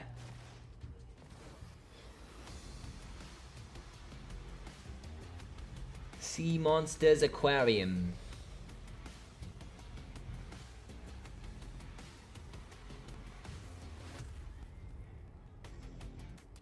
Tribe No one's Gaming responding. versus It's gonna give us heist now, noob. It's gonna give us heist. Wolfguard plus Jago Gamer that has had his breakout year last year, now also coming in with a lot of experience. Not quite made it to Worlds though. This could be his year ready. You could say though he did make it to Worlds, just was stopped at the last. They're minute. drafting just like us, so we gotta make this quick. We Now gotta has his we gotta eyes beat on these the guys up. prize once again, but still, I think they're just taking it one step at a time. I mentioned this earlier when he was asked about what his goals are, where he sees himself. He says that he sees himself in the grand finals every. I will wake up and see Kyle, Noob, and Odd playing as a team in the championship. I wish. Comment on whether he would win it I or wish. not, which I think Kyle is and Noob used to be like my team, and then they just ditched me for each other. They fell in love. They ran off to like a private island. Now they just play with the game with each other. They don't like me anymore. know that because Kenny, the old guy, told me. Nani actually the first pick here, and for once, Tribe Gaming doesn't ban out Spike. Probably not one of the best brawlers on Shooting Star. Spike you can play in every single map and mode at the moment, but we have some more common brawlers. Kaze always picked up to just go for that blue star. Yeah, I don't know. They're obsessed with islands and stuff, so I thought that's where they go. You know what I mean? And the other team has to push you. Kaze Exactly. We're gonna come in with a Gus maybe to support her a little. There's the Gene. Reddy and I were kind of looking at the notes there. It just felt like it was coming. On this map in particular, it's really interesting to see the layout of first overall picks now, because you almost have to be ready for anti. They're playing a completely different game mode as me. Go. It's not an S tier brawler in the game. I'm not playing the same mode as them. They decide to zag because they see that Nani and Gene in particular. Did this kid go Surge? Into Nani, and it's also the same concept of an anti-sharpshooter. Kenji or Mortis would have been so hard. He would have been so hard. Oh, so hard. I think this is a great 2-3 turn. I really do think so as well. Like, how often are you given pretty much the perfect defensive setup and the last pick too at that? All right, noob, we're about to slap these kids. With Kaze dashing forward, grabbing it, then playing defense. Gene is such a good brawler here. They're actually about to get slapperoonied. Even so, it does raise an eyebrow for me that Team Electros decide to basically give this to Tribe for free. Also left it open for themselves. Maybe they just expected that it would be banned since it's such a solid first selection. A defensive 8-bit from Team Electros is very interesting. Usually he soaks up a lot of shots from sharpshooters, and I think the mentality here for Team Electros is that Tribe has not led with any sharpshooters so far, so they're not really concerned about what this 8-bit will face. You see Bell is banned, and so is Piper, two of the best things in 8-bit. We have two aggressors on either side, so maybe a bit more rangy now from the side of Tribe Gaming. Byron technically still left open. Gus, I mentioned before, they already addressed the Nanny. And Byron is going to come out indeed. They need something to support. There's no way I was in the puddle there, bro. Riblon, what's good, bro? Directly counter that return to sender gadget from the Nanny. What's good, Power Blaze? I'm not playing too much right now. No, I'm just kind of playing like a single game here. They want to pick up the blue star. Who's actually in the ring to Rooney. I would say Kaze too off the gut reaction. It's really interesting. I'm watching the finals. Here. One of the most historic orgs North America has ever seen. Copy of Domerico Gene? No. I was first pick. I went ends. New blood for North America. High expectations. They got through their first opponent, Tribe Gaming, a whole nother level.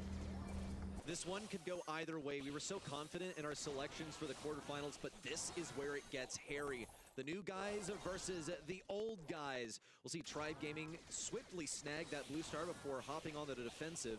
Luffy now changing forms also to try and dash away. It's a kill from him, and Luffy gets the kill, and he has a super to get out of the way if necessary. Decides not to change forms, goes for the kill, but instead is killed in turn. It's a TP away for Snoy. Note that I'm playing a little bit right now, but after, what's it called? Either after this, disposal is really nice because if they later today, they can just back off and play defense. Bounty is passive aggressive at a professional level. Once they get a lead, you're going to hear Coach Pedro talk about it later on. They're not going to necessarily going to be onslaughting the other team. All right, we got to keep them off. I got to get up here. Yet. Team Electros aren't in their spawn, but Tribe Gamer are doing a good job of pushing them forward. That's going to be the ultimate goal. Man, I cannot believe I just died. Like a hydraulic press, right? Squeeze all the stars out of them, but the further back they get, the stronger. All right, noob. I gotta lock in. I need to get up there on them. I need to get in their spawn. RBM could just chuck this Chug Jug over the wall and go for the kill on that. I'll play the sides. I got you. He is deep in enemy territory, avoided an attack, but still, it feels like his Sate is field. They managed to get a trade out of that somehow, but in the end, it puts Team Electros in the lead by 1 star and a blue one. I'm surprised they even got a trade out of that. It felt like Luffy was going in, but didn't have RBM there for backup. And so Memon recognizes this, goes for the kill on the other end. Thankfully, Kaze was able to do a little bit of work or at least set them up. But the one thing that Team Electros have to look out for in the closing seconds, a Diego Gamer pull. 13 seconds to go. Just a spare amount of time to win it. RBM has his hypercharged super in hand. That is his ticket to victory. Doan really needs that super. There's the pull. Wowie. Could do it. 13 to 10. In the final seconds, one more kill comes in. I think Tribe's gonna win too. It's game 1 to Team Electros. And really, one game is all I need to see to know that this is going to be an excellent match. I think there is a real potential that these are the top 2 teams for the entire region as the year. That was my votes. I'm buying into the TE hype train. I can't lie. I mean, for Matcherinos, a lot How? of scrims I've watched. How didn't Griff get pushed? And it's just a gut feeling. It's the eye test. And I listened to somebody like Snoy talk about draft strategy and things like that. They just get it. There's no lacks in knowledge. It doesn't feel like the nerves are really getting to them right now. They're tried, tested, a lot of work to go, but clearly they're built for this moment. It is something that they have forged through constant competition. They just love it. They live in it. They savor the moments where you have to fight your heart out to win. And it's showing here. But Team Electros are actually at a 1-star deficit. This is the same situation as last time. You know that the Blue Star is going to head to Tribe Gaming. But for it to be handed over to Team Electros like that, the way that they play so aggressively and now elegantly fall back to defense. You see Snoy is also equipped with his super now. He'll find the ideal place to put it. Looks like the back right. Not really a bad spot either because Luffy would love to be in that position.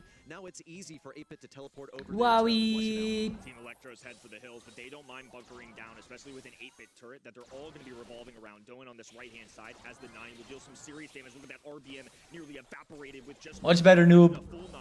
All right, one more game. Let's win this quick. Did they disable spectating? Spectating from what? Brawl Stars? Can you not spectate us? Read the message in reverse. Which one? The one above? I think tomorrow. Read in reverse. I gotta go up more, David. 1 second. Middle of the game. He can avoid a gene pull. The same goes for Mem, and just not really good targets for Diego Gamer. All of a sudden, this defense has become an offense. Make it 1 kill for Memon, and he's looking for 2. RBM is looking a little threatening, though, and with Luffy closing in from the left, it's just no good. 15 seconds to move. Team Electros with a 7-star lead. RBM's been pumping heels, and now they have to make it count. A couple taps at TP away. Memon can expand. They know they've got this in the bag if they just hold on. Return to Cinder coming out of the top-hand side. Need a pull, but it's onto the wrong object. Another benefit of running. They got. Clear out Tribe Gaming in set number 1. Gosh, almost looked like there was not a point in Tribe Gaming resisting because their strategy of get that blue star then play defensive, it didn't work either time. It didn't work at all, maybe for like 15 seconds, but at that point I say no. There's no function there. Get the blue star with Kaze, run away, try and get a gene pull. When you do get a gene pull, doesn't work out because you have targets that are suboptimal to pull, and that's to be expected when genes picked up early on in the draft. It's supposed to influence the draft in a way that benefits your defensive play style, but it was completely shrugged off by Team Electros. Really solid showing, and to add on as well, in terms of the strategy, 8-Bit we've seen a handful of times this weekend, but on Bounty, on Shooting Star specifically, I feel like this is a really good callback from them. It's even piling up 6 kills there. Doan, of course, doing DPS. I think it's safe to say he was involved with that set. Memon with 8 as the aggro brawler. A lot of the times, that's his role on the team. He is usually the designated. What happened to Noob? Jobs like this. I think the fact that they are able to win this with a little unconventional strategy and the mechanics look good, it's only the first set. I'm immediately nervous for Tribe. Also, just this draft, this strategy, it's a head scratcher for me because it's so difficult. Surge, just stay on the circle, bro. I don't know what Noob's doing. I don't know what happened to him. Difference in the way that it was. They didn't disable spec. They disabled Noob. Because you saw it's actually relatively the Noob same is disabled. The Gene and the Nanny. It didn't mean too much to give it the Gene just from. Oh my goodness. Deaths. It really came down to how the rest of the draft formed around it. That's so nebulous. What happened? It's so difficult to understand, but clearly Team Electros understand this game on a different level. Perhaps, and I guess we'll. What happened to Noob? Better than Tribe. Man, that would be quite something. I mean, opening month, you could hear it in the interview as well, but he said, we knew we're good, but how good is good compared to somebody that's won 4 of 6 monthly finals last year, that has a lot of history in this region, that picks up Diego Gamer, who was a breakout. We were up 70-10. 70-10 in hot zone. And we lost because Noob just stopped playing. Oh my goodness. Look at this kid. That kid looks ready to play, bro. Are not going to go down quietly, though. They've been in this spot before. They are a team that has been pressured many a times. I know that the ceiling is very high for them, but how'd you guys lose that? What do you mean, how do we lose that? I tried to stay on. Bro. I couldn't stay on. I'm getting beat up by 3 people. And the Surge is shooting the wall. So he was irrelevant. It was a 1v3 after you left. You can hold your head up high, but for a team losing to that quality of level, to not even make it to something like a day 3 has to hurt. You did, and then you stopped playing. Exclusively does it hurt less. Okay, You could have went 16-6. Winning the World Finals last year. Mhm. But in the moment, you see a team. Yeah, but that we lost sort of because of you. moved into the last chance qualifier. They made it out by the skin of their teeth, and then go So to the finals to you can take a picture of your stats and put it on the wall, but it says defeat above. You know what I'm saying? I'll tell you from personal experience. Tribe Gaming, however, Look at these guys joining on their alt accounts. Like I want to play with like I want to play with the gold 2. Oh my god. It wouldn't even let me? It wouldn't even let me play with you. I'll crash on you now, Kyle. I'll crash out on you. Electros here in the semifinals because roll the dice, it could have happened on the opposite side of the bracket. Mental hurdle they'll have to overcome, and it was enough to justify in their mind. Well, I can't play. It won't let us. It's not rude. Now as we enter double swoosh, It's very nice. For me. If you don't have that first overall selection, it's gotta go. You've seen Team Electros eliminate that immediately. Their flex ones, though, are going to be Mortis and Spike. A couple brawlers showing up frequently. On the other end, if you have that first overall pick, typically you're setting to yourself up, or you're removing objects in the 2-3 turn that you don't want to see your first overall pick play. He drafted the crow. To keep that last pick in consideration, what do you want to play? Well, Tribe Gaming have that first pick. They're going to be getting rid of Tara. Interestingly, they just don't want to play it. They don't want to be forced to play this as a first pick. Pretty interesting. I think Diamond 1 to play with Mythic. Or if we throw another game and it puts me back, and Diamond 3, I think it'll let us queue. But I think you have to be at least Diamond. Absolutely insane. Was that in your notes, Kenny? Because it wasn't in mine. Nope. Once again, 8-bit last round. Kit this Noob, time, what do you want to do? You want to play or watch? I did not anticipate. Something like a Poco mid has been more traditional here. Janet, I'm curious what they've Guys, done adorable this way. skins. Look at this. Naturally doesn't show up a ton of this map. Sandy was one that I was Yeah, I know you lost 10 elo. I lost the 100. And then it grants them immediate You lost every 10. time you pop that sandstorm. It seems like that's something I know all about it. Okay, and I feel like the response to Kit, there are a few ways to do it. It's not always exactly clear. You want to have close range capabilities. Then let's watch it, brother.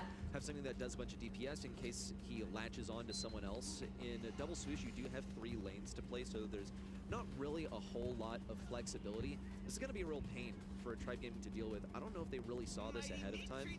That's the Doug. A Duggaroony. Let me check my other account. Jumps on you, guess what? You got some extra While they're muscle to put on that drafting. next attack. I'm close to I think it does unlocking what? Does it Kit. do like 5,000 damage? It's something absurd for Doug. You can also toss the hot dog to someone who gets jumped by the Kit too. So this is interesting that they go this early on, because I think if you're the left-hand side and you're looking at this, 85 out of 99 brawlers. Okay. Chester would be a unique one if you just wanted to shut down the Kit. Kit's mainly going to be here, I'm guessing, because of the invisible. I heard Ziggy is getting a buff. Did Ziggy get a buff yet? Now that they picked Doug, though, like you alluded to, You gotta go with start time. 13 minutes. All right, nice. Yeah, it's about that time for me too. I got like a half hour until it's done. But also can roll at an enemy too if he needs to get a takeaway. This is insanely unorthodox for a team like Tribe Gaming that have been around for a long time. That are. Let's hope Tribe loses. Okay. I hope they lose. Even though I voted for them. Like something standard is totally possible and even recommended here. Shelly could, be incredible against both Doug and against Daryl. You would be opening up the map and maybe hurting your teammates just a little bit, but my alt account is ranked higher than Moo's alt account. Why? Banana hit 60K today. Let's go, Stinky Banana. Let's go. Let's go. Let's go. Let's go. Let's go. W's. Well, actually, could play mid here. Honestly, with a Doug in the www. It's just unique. I mean, if TE win this set, it will be the ultimate flex. They picked My second mini's higher than Kyle. Like 3 accounts higher than Kyle. They didn't even try to hide it. They telegraphed it. They told Am I excited for the new MM change? What's MM? We'll have to see if these Wizards know what they're doing in the draft. It has to perform. Matchmaking? Ultimately, Tribe Gaming doubling down on these tanky options. Shotgun brawler for RBM on that left-hand side. Skill-based matchmaking? In North America on those tanks. Luffy in the middle of the map, assisted by Diego Gamer. Wow, the shotgun brawler immediately eradicated. RBM towards mid will claim a life, but not those gems that he wanted. And Snoy's fed 3 more attacks, and just like that, he mathed it out, knew what to go for, popped that sandstorm down, and here comes the resurrection. RBM back up for more, looks for 1, knows that he's not going to get 2, but gets a little bit of damage in anyway. Doan in close range will eradicate yet another, but Luffy is here to try to hold on to the control. Oh no, but he doesn't know that Mimin's on the left lane. Does RBM know to check for him? Okay, Mimin, you're trigger happy, bro. Just thought that RBM was going to be a little bit faster. The resurrection on the right side once more. Diego Gamer is back up and running again, but it's not really helping the team. I think the fact that Mimin even got a trade there is wild. Oh, this stream teams make us focus less on the match than pay attention to the match. Slides out, low HP, gonna be trickling down to that crow damage, but will escape. Memon unfortunately has to grab a gym there as well, so now they're dispersed between teammates. Tribe Gaming with all this grass and vision gets a little trickier for them, but I think if they just play as a full team, they're gonna be just fine. Here's a speed in the brief mute from Snoy with his hypercharged super. The Sandy's a problem. TE are all up in the bushes. I noticed Sandy's been a big problem recently. Exploded by Shelly's super. Here comes another resurrection. RBM is going to be nice and healthy for a hypercharge rolled backlines. 1 stun, 2 stun, and a blue move back into mid. Luffy has his hypercharge and super ready. He'll be able to escape if necessary. Look how quickly the supers are being fed to Snoy as well. Tribe Gaming can buy their time just a little bit here before they move in. Team Electros are about to start this countdown, and they have all the space in the world.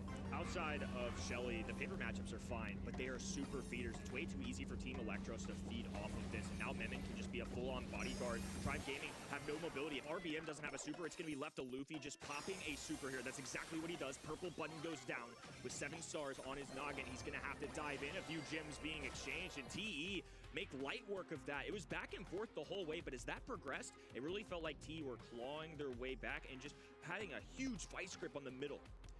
You have 2 tanks into a Sandy. What are you going to do about the Sandy? Well, you're going to be feeding it 1 super after the next, and they weren't even like subtle. Take notes. I gotta go back to school tomorrow after vacation. Nah, you gotta hit back to school. The vacay is over. Every 5 hits, RBM is being a bit more conservative about this. Look at Diego Gamer, the way he advances into the right side. But any sort of stun. Kyle wants me to take notes. Opportunity. And take notes on the Sandy. Grab a few shots, just 1 more gets him his super, and there it is. The first bit of control for Team Electros on mid, but they only have 1 brawler left, so they're gonna have to Sandy's no joke. Rather than play the mid, Dolan just gets so bright in the face. Has had an extra life as well. Great reactions out of RBM, one of the best tank players in the entire world. Doing a great job making sure they protect their home side. Now Diego Gamer has the gems in his pocket. I think that's okay for them as well. As long as RBM can stay aggressive. That's all it takes. That 1 freeze, bro. That 1 freeze contest the whole center, and they take them anyways. Dominant so far in this game. They're just not Try with good momentum. They need 1 more gem to pop out. 1 more gem. Crazy push. Nice, Daryl. They're pushed up. They're going to kill the Shelly. They're going to grab the last gem. They're going to push back. They'll take it. Nice jump. Nice jump. Nice jump with the crow. Will assist Doan in getting forward, gets him that speed, but he doesn't really want to move past RBM so hastily. Will Crazy. from RBM make it 2. Memon now looking for the stun onto Diego. Did I really just get suspended from rank play on my ult? Yes, I did. The sky from Diego Gamer interrupts the winning streak. Tribe Gaming get their game, and they will stall out the 2nd set. It looked like it was going to be a steamroll for Team Electros, if I'm being honest. Now we've come to a halt. Completely different outcome in game number 2, and I think you saw the exposure. He's not smiling no more. That early on. In the draft, these are unique brawlers, but very targeted. Well, Asian kid looks upset now. It almost feels Looks like real upset. Got exposed for possibly being too cute there. Obviously, they won the first game, but He was just cheesing a second ago. Last game, he was cheesing. This could be over. They require a lot of hard work and great skill to come out of this on top. No, they don't really want to kill Diego Gamer. Oh, Snoy once again just too early. They got to slow down a little bit, and maybe that's mentality from Tribe Gaming. Bring things back to their pace. That was not the intended target. They really wanted to get upon the nearly resurrecting enemy. I'll say it again, trigger happy. Too many times anticipating things too early. As a result, Team Electros only have 1 gem so far. They can get another, just need to be aware of where RBM is. That's the stuff. I like how Ak has his own club, and in that club is only him. I left it. I left my club on my alt account, and I joined the club on my main. Because I'll do Mega Pick on both accounts. So many Doug hypercharges as well as Team Electros' Sandy supers.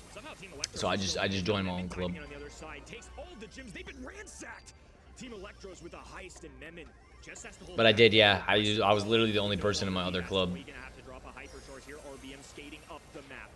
All the invisibility, providing coverage for Team Electros. As a buck blast goes down, Luffy dives in. TE They took it. Gets the elimination, and somehow the kit on double swoosh is a Look, ready? He's gonna cheese again. The little Asian kid, ready? He's gonna be smiling so hard, ear to ear. Kind of can't believe that he's beating No, he's not smiling anymore. He's done, bro. He's serious. Yeah, he's locked in. He's done.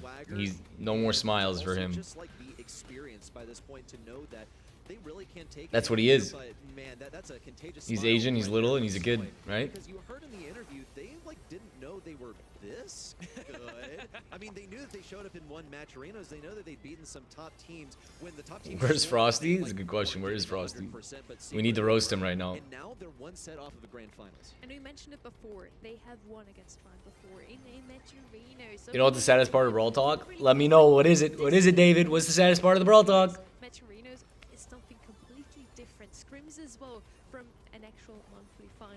And They're really about to make me push by prestige. themselves, I'm about to push prestige on Daryl. not too much. Daryl's gonna be like prestige 3 in a week. I saw what happened in year one and I Piper, put them down as my winners overall Thams, of today in my, Mortis, website Kenji. predictions. By the way, if you haven't logged in your predictions yet, they've Honestly, actually we could just prestige everyone, right? We Uh, could I prestige really all think 99 of the them. most kills, but once again, it's not And that'll about give kills. us what? The objective is to pick up those That'll give gems. us the Really fought hard. Once again, player very card, right? close The top battle. player card. Tribe just came short a little bit.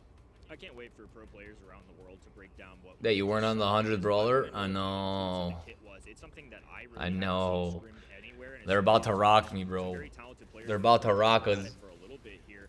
Never on my radar. Not Og, one when can we reach time Masters? And it still made it work, despite how scrappy of a set that was. I Kyle think knows Team something we Liquid are don't. Pretty darn happy that they got away with that. Hmm. Picking themselves. And I think Yeah, Kevin, Kyle's you a said snake. exactly before, you said Team Electros, they grew up with Brawl Stars. He doesn't tell us the since secrets. draft era. They never had He doesn't want us in there. their hands. And yeah, He likes talking down to us. So he needs to be above us so he can talk down. If we're on the same level as him, then he has to talk even with us.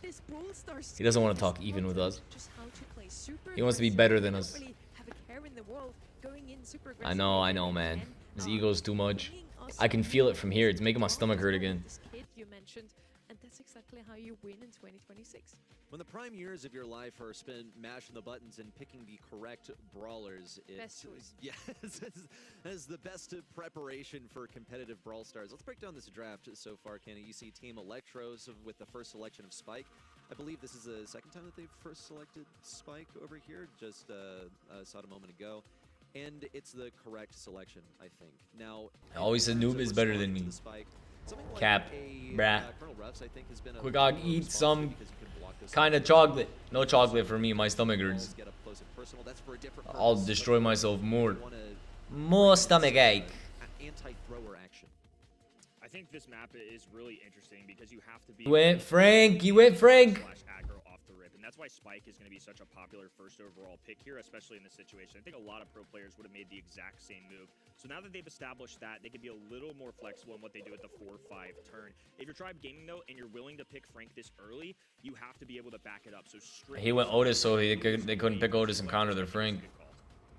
I kind of saw that Otis on the other side. Honestly, you have to pick something to address this Frank. Now, yes, you already have the Spike, and honestly, Tribe Gaming, we've seen it in the quarterfinals. They had Spike banned out in every single map they played. Now, finally left open, Team Electros is gonna immediately pick him up. It's a super good brawler in a map like this one, where it's all about holding on to mid control. Mina would be one of those brawlers that I kind of expect to come in here, as she's not banned out, and she is usually. Max is gonna come in for the second time for Team Electros. They're a huge fan of this brawler. They like it. They love the speed is really the big thing. They like how it can enable a tank, and I think that's what they have in their mind, because look at what they banned. Got rid of that Shelly. That's one of the most popular last picks because it can be countered in a pretty straightforward way if you go with it too early. So the next selection, something that synergizes with the Max, you wouldn't just pick it by itself. Also, like, pretty decent for scouting. Absolute Winter. Hi, Winter. How you doing today, bro? Well equipped for that. What's good? What's good? What's good? What's good? What's good, my man? Take this Mo. You can super to the other side. Mo. There's not going to be a Shelly waiting for you on the other end.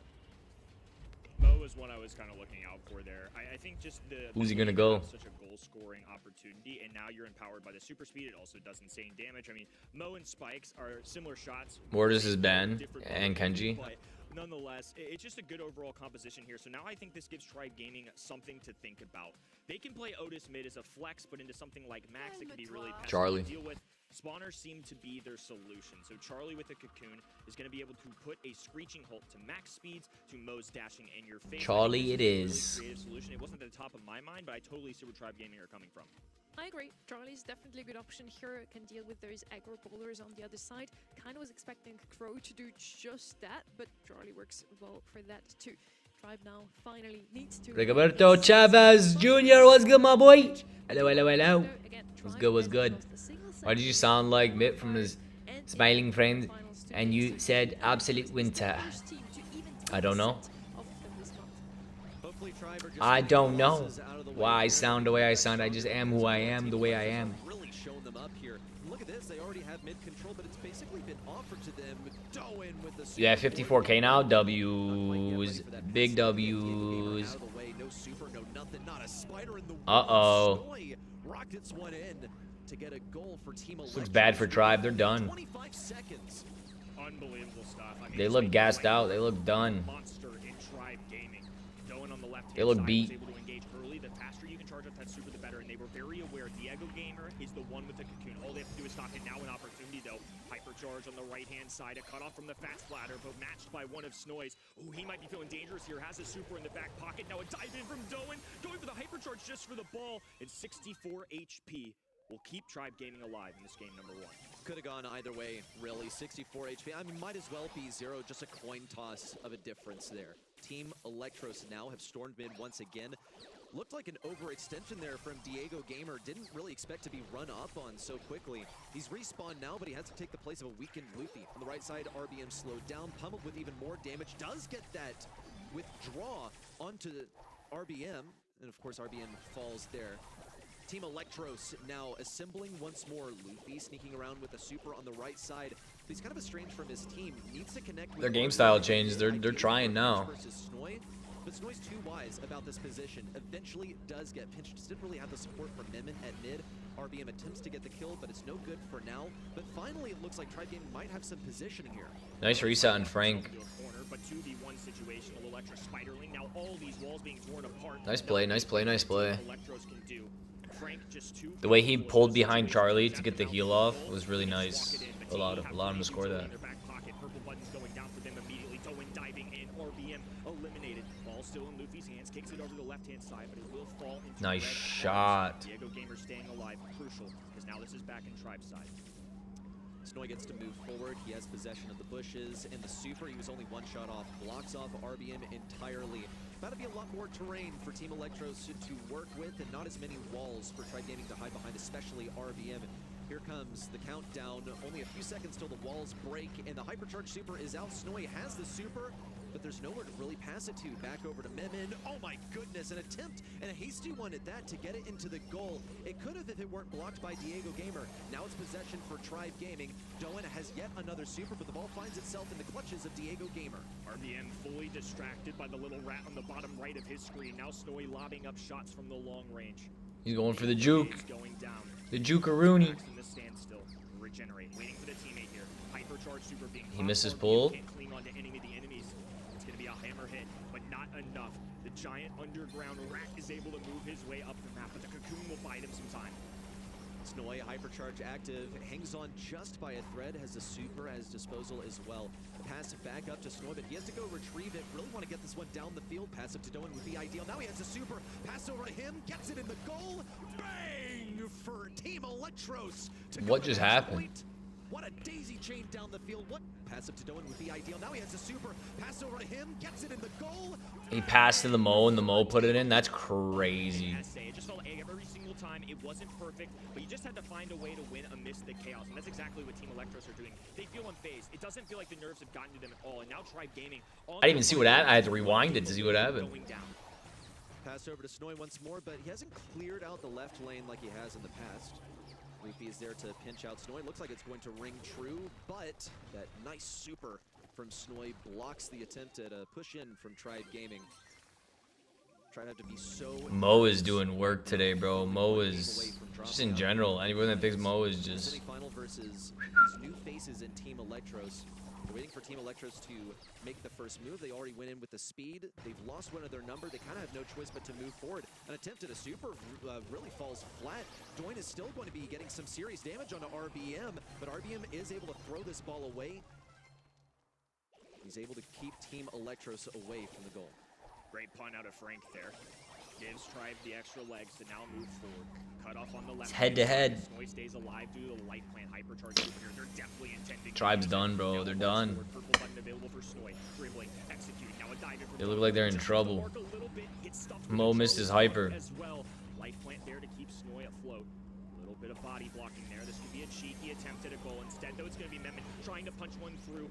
Luffy on the line, trying to stop it. Bouncing up and down as RBM will finally cling to it and dump it on this right-hand side. RBM, where does he really have to go? Doesn't want to feed the super to Doan because he knows that that could be a super. On the left side, Snowy blocks the mute from Luffy. That's a huge move, total waste of a super. And look how low Tribe Gaming are. RBM, of course, is in possession of the ball. If they can just get it away from him, that would be their ticket to a goal. That doesn't ring true for now. Team Electros are gradually falling back at mid. Memon on his last bit of HP. Doan makes a huge breakaway forward, but Memon still cannot get this ball over to him. Broken walls do not spell victory here for Tribe Gaming. A shot from midfield could secure it for Team Electros. The Mo pick really showing why it had some value. Yeah, he's really not messing with that Mo, bro. He destroyed his whole spawn just to kill him. Fully executing defenses. Overtime starts to collapse on them. Tribe Gaming have the numbers now down to a He's gotta break that one too. Nice. And Luffy punches one in with 5 seconds to go. Even with a max super, not enough time for Team Electros to respond. NA's Giants still remain. They've finally been interrupted for a moment. They'll have to take a breath and consider what went wrong. Team Electros. They do not want to lose, eh? Up until this point. Of course, a whole lot of questions surrounding them and what level they're really playing at. Doesn't seem like they're really phased. No reaction change for pretty much the entire match so far. Just sitting down, playing Brawl Stars like any other day. Pretend it's just a Saturday morning. Look up on YouTube. Palm from Smiling Friend existed. Have to wonder whether they're feeling the pressure just yet, because it doesn't really look like they are. That's going to be a snag onto Doin. Excellently aimed super from RBM. Tribe Gaming moving up the field, unlike how they've played in the previous games. RBM, ooh, I feel like maybe have an opportunity. No, they're patient. Oh, that is devastating, but it's a mistake. They get too greedy. RBM now has to punch this one up. It's an ugly pass over. Diego Gamer still punches it through. A little cheeky, though. I think they knew they had the goal, but one missed pass could have been devastating. That could have cost them for sure. Yeah, not pretty. Team Electros totally could have recovered This that. is Pim. Expected such mistakes from Tribe Gaming. Diego Gamer's trying to make a solo play. Looks like it's going to work out. That's a cocoon over to the right side, and no one to defend. Smiling Pim. Smiling friends, Pim's family. The streak of Team Electros has been ground to a halt. They won 5 sets in a row. There's a lot of them. There's a lot of Pims. This is officially a fight. Team This Electros pink guy have been named punched Pim? in the mouth, so at least they're looking a little more alive. Can't just go on autopilot anymore. This is a huge thing in sports psychology in general. A lot of pro athletes, especially ones in basketball or in sports with series to win a championship, similar to our monthly final structure, winning the last one is often seen as the hardest. And this is the first time Team Electros really have had that pressure on them. They're facing against Tribe Gaming, the roster of last year that was dominating this region. It felt like every single month, all grand finals for them. It would be abnormal. It would be insane if in the opener of 2026, Tribe Gaming Good, Hugo. stop. I'm sure Team Electros feel that. Yeah, I was watching esports. But nonetheless, I was gonna play after, Tribe Gaming have given themselves a chance. but it's taking a while. Obviously, we're still in the semifinals. I'm probably gonna eat in like 10 minutes. So what I'll do is I'll probably eat, keep this running, come back, play some ranked for a little bit and hop off. Yeah, doing something against it. RBM, star player before already, now looking barely strong on that Frank as well. But yeah, on the other side, I don't see NA player usually with this movement, and we finally have no 3-0. We finally have a match in our hands already. I'm gonna enjoy my popcorn over here. I'm ready for the next set. I'm ready to get on with set 4 as well, because I've been waiting to see this win streak be interrupted. I really thought it could be ended quickly. We were looking at a match point also. Really, really scary there. Maybe a new era could have come in for Team Electric. Yeah, you just take that off. No, yeah, you do your thing. We'll do the hard work. Cheers. Yeah. Fair enough. I'm excited for this too, though. This is the first time we're going to see Team Electros really tested today. They had some I just see a lot of them. match that they had. I see smiling friends, but it's just Pim screaming. 3 of them. And now as we approach approach. I see Pim yelling excitedly. Tribe Gaming with a little life under them, a little electricity. Smiling friends. I'm curious to see how Tribe Gaming also respond to this, because they're the veterans. They're the ones that faced some devastating results last year.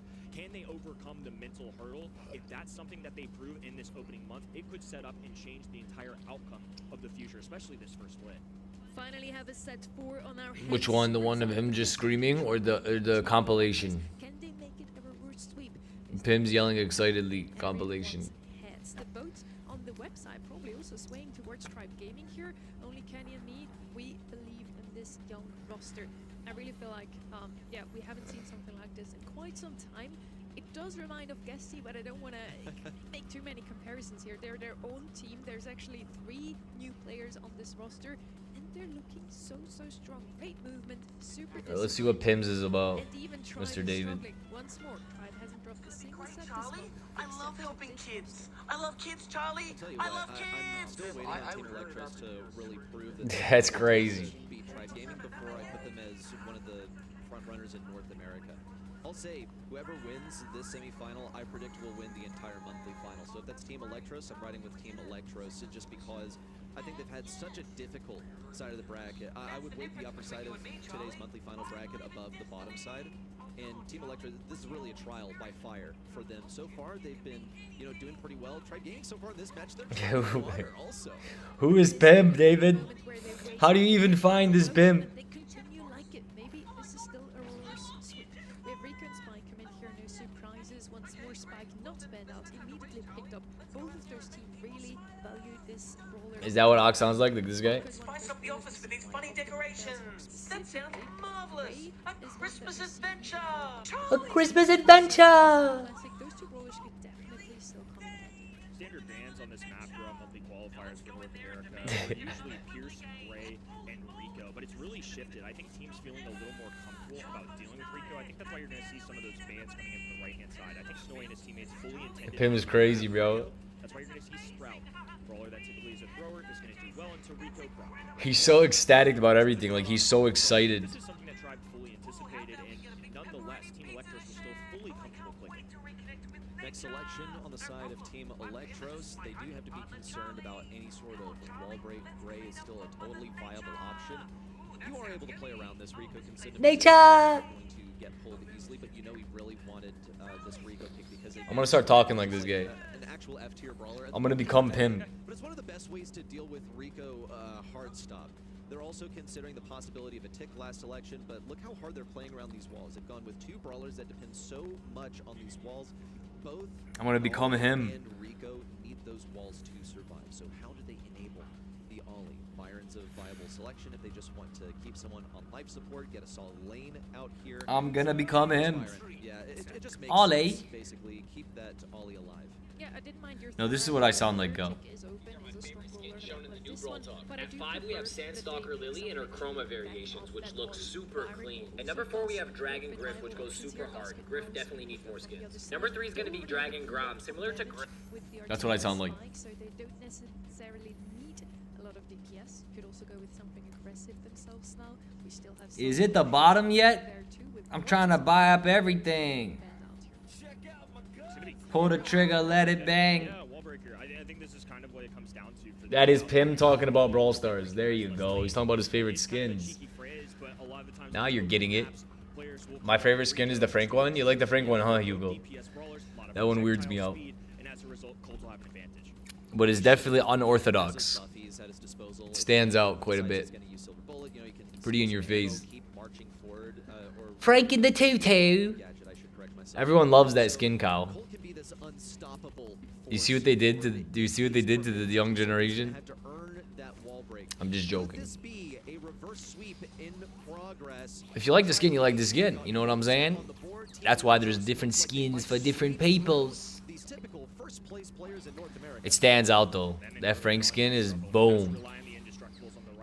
Big old Frank in a nice little dress. You can't miss him. Is it the bottom yet? Imagine Frank right here in the NA finals in a dress, rocking them. It'd be hilarious. Because Mimmin would be able to fire a super down there. pretty much exterminate anything sitting with. Kyle's waiting for that skin. He's been waiting. Over towards the left side. Diego Gamer has just so much territory upon which to reign. Meanwhile, on the right side, however, Snoy has been dominating this. No, the trunk skin looks really cool. I like the trunk skin a lot. It's probably like one of the coolest looking ones in my opinion. Trunk doesn't have any skins, so like that's a really nice like start. You know what I'm saying?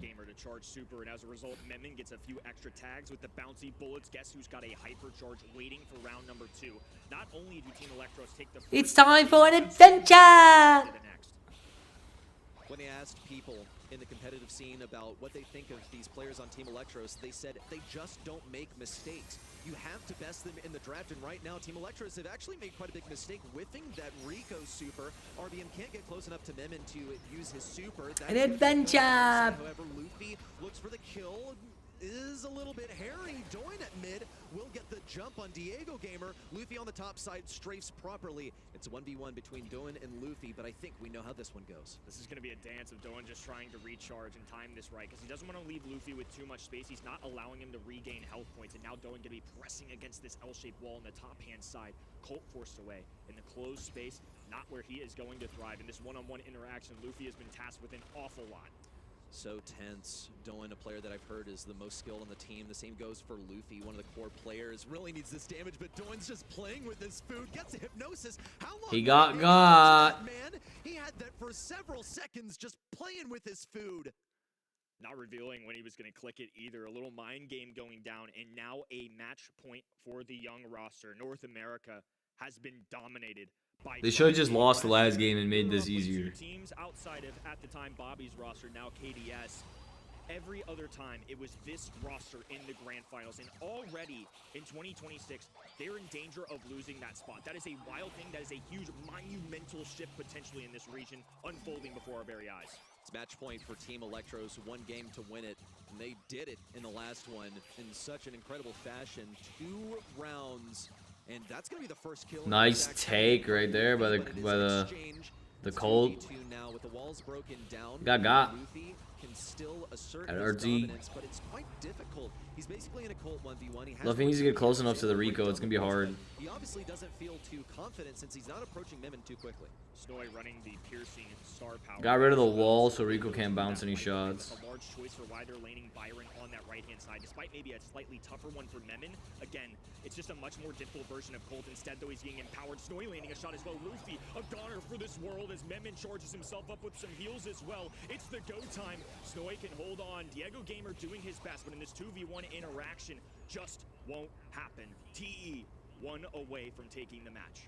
Wowie. It's 1 round. Are you down to your final life, Tribe Gaming? What would you do if you have one chance to win it? Wowie. You could not safeguard yourself against this time, but they made their way to the grand finals every single month. Last year, they switched up some matchups as well. RBN going heavy on this left side, but they're fighting mostly 1v1s, and I think that's where things really fall apart for Tribe Gaming, is they're not playing as a team. Walls go down, but the 6-shooter won't connect with a single member of TE. It's Snoy moving to win up this map as Memon gets charged up. A hypercharge going down. No contact there, but Tribe Gaming forced down to the shallow side of their spawn.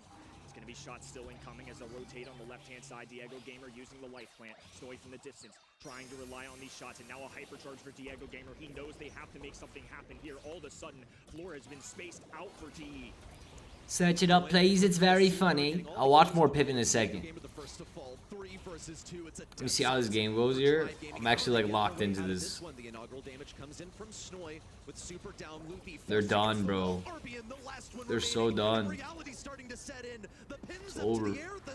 Gone. Now the Asian kid has to be cheesing, bro. Now he has to be he has to be happy. If he's not smiling, I don't know. Temperatures increased in North America. NA's new hotness turns out is a cut above the rest. The future is now in 2026. You're seeing it around the world. And these rookie sensations, Snoy, been around for a little bit, played in some qualifiers even, but waited, was patient, wanted to get the right teammates in place, and now it seems like he's got a trio worth taking the top of North America. Is this the future of North America? We said the same last year about Tribe Gaming, where they repeatedly made it to the grand finals, took #1 4 out of the 6 months. and now we have seen them bested in just the first competition of the year, and seem to be even stronger now that they had Diego Gamer, strictly stronger now that they were aligned on objectives and training regimens. Tribe Gaming looked phenomenal today in the quarterfinals, a 3-0 sweep in the qualifiers as well. But nobody can beat Team Electros today. I go with you already. You said before, whoever wins this semi-final is probably gonna win it all. And as I mentioned, I had Team Electros in my website predictions already put down at the grand final winners of today. So far, so good for my chances to get that icon, that profile picture. But yeah, Wowie. Set once more. Luffy had a great showing, but overall, Tribe just could not even survive. I think that's what they call aura farming these days, by the way. They got. Just waiting out with a super. I'm not going to even pretend like I mean, I know what it is, but I'm not going to act like I have any potential to ever do that myself. TE have passed the eye test for me. Now they have the results to back it up. I've been unwavering. TE were my preseason pick to be #1 in this region, and I also had them winning here today. They've already shown They got. Even against a team like Tribe Gaming, showing their full potential. Now, obviously, it's a long year. They still have to take care of business in the grand finals. The other teams, very Noob's back, and I'm about to run away myself. on the opening month. NA has to be on watch. Incredibly dangerous. I'm about to go pray and eat. I asked you at the beginning of the show today. You gave us a I'll keep the stream running, but I'm gonna go pray and eat. And you said it's gonna be super close today. We're gonna have so many nice matches. Okay. Okay, well, I'm as disappointed as you. I wanted to see this go longer. This is my home region. I wanted to see North America do well, but hey, guess what? We've been given an incredible storyline. Can you believe it? Well, I know you can believe it. You had them at #1, Kenny, but Team Electros in the grand finals is going to be an electric match, no doubt. KDS versus STMN sitting Got on skin STMN and KDS up. Super close one here. I hope. Super close, I say that, and then you look at this bracket. You know what to do, Pip. All 4 of the quarterfinals. Now, finally, we had some signs of life also from the loser team here. Is that what I do? And I say loser team, and I look at the name, and it's Tribe Gaming. Kenny, I still can't believe it. I still think Tribe Gaming have a bright year ahead of them, but I do think the fact that they take a little adversity early might be good for them, because I think if they can come back in future months and ride the momentum of some semifinals, some grand finals, it'll only be for the better. Unfortunately, North America let Team Electros loose. The fact that they weren't stopped earlier on, now they're young, they're confident, they're flexing the skills with kits on double swoosh. These guys are unstoppable. And we get Pedro back. Pedro now in our next match with KDS playing again versus Stamina. 2 teams that have 3 experienced players, so for once we can't really create a rookie story out of that, but it's super hard to predict because we had 3 O's in the quarterfinals from both of those teams. Who do you think is going to win? I'm gonna go Boach this time for Stamina. I think they are playing really good. They prove that they are. I want to say this. I don't want to say the Stamina Force because that's saying a lot, right? But on the other hand, we have Bobby and Sunstein really experienced. I think it's gonna come everything about the draft. Sorry, I'm paying attention to something. My bad. The draft is gonna be super important in this one, as it is at the moment. We have 100 and almost 1 brawler in the game very soon. And yeah, the draft is gonna be even more exciting in the coming months. It's gonna be an awesome year. Someone is feeling themselves. Let's check out what Bobby has posted just a couple of minutes ago. Wow. Is that your 2020? That's actually insane. I mean, I think it's a running mantra that we have in the community, but round 1 being his best start since 2020, especially with the history, I mean, getting runners-up at the World Finals, the fact that this is true, obviously he would know better than anybody. That's insane to me. But that proved that missing 1 month is not that important, right? When you're experienced, you know that you can always come back. And after 2020, he have done so many good years, right? So that actually means, I want to believe that doesn't mean too much, right? So yeah, I mean, actually, yeah, it's true. When with hard work and everything, you can always come back. No, I did not find it. I didn't look it up yet. One second. As I mentioned before, I think they broke the curse finally. Bobby's team popping off at the beginning of the season. We love to see that. Let's see if they can actually move into the grand finals. Pedro, now that you're back on the desk here with us, we want to have a look at the draft from those 2 teams as well. If you would have to prepare for those 2 teams in your semifinals, what would you take away from these drafts? I mean, you can see that they don't play so much. Podcast. I don't like NA making have short something. I found it. 1 time, 2 times even we have seen sometimes. And the only other Charlie. that was Charlie, really Charlie, happy Charlie, that, Charlie, Charlie. you have Good that, morning, Charlie. Charlie, Charlie. My God. Charlie, Charlie, Charlie. Charlie, Charlie. I guess that means we're detectives now. Charlie. Charlie. Really bring that with you into the movie theater. Charlie, Charlie. You know what this reminds me of? Charlie, Charlie. Charlie. That is not allergies, Charlie. Charlie, Charlie, Charlie, Charlie. Don't look, Charlie. Charlie, what was that? What just happened? Okay. Charlie. Yeah, so. Charlie, Charlie. Charlie, Charlie, Charlie. Who's gonna win the quarterfinals? Charlie, Charlie. Charlie. Charlie! And I think that Oh, could be a Charlie! good tool I'm to sorry we face had that ADS. nasty argument. I'm completely naked. So it looks like overall you agree more with Charlie. K's play style. If we know what SK Reminds me of this. Yeah, that's true. I mean, but hey, before, as long as you're cool with it, I'm cool with it. I didn't know that was going to be a dig or what. I was just prepared to defend my team. But you know what? That's cool. That's cool. Winning is winning. You do what you got to do. Winning is winning. KDS Charlie bit me. mostly. Pedro says actually Stamina is going to take that one. I also want to have a quick look at just what the people at home have voted. Ah. We're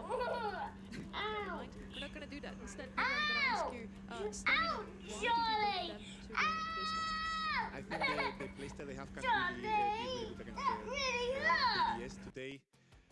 If they find the Charlie, that really hurts. playstyle Exactly. really good, but I'm sure Alright, this is what I'm gonna ADS do. is not gonna do it easy I'm gonna go for pray, ADS. and I'm gonna go eat real quick, something small. I'll be back in like 10-15 minutes. I'm gonna keep the stream running. I'm gonna mute my microphone.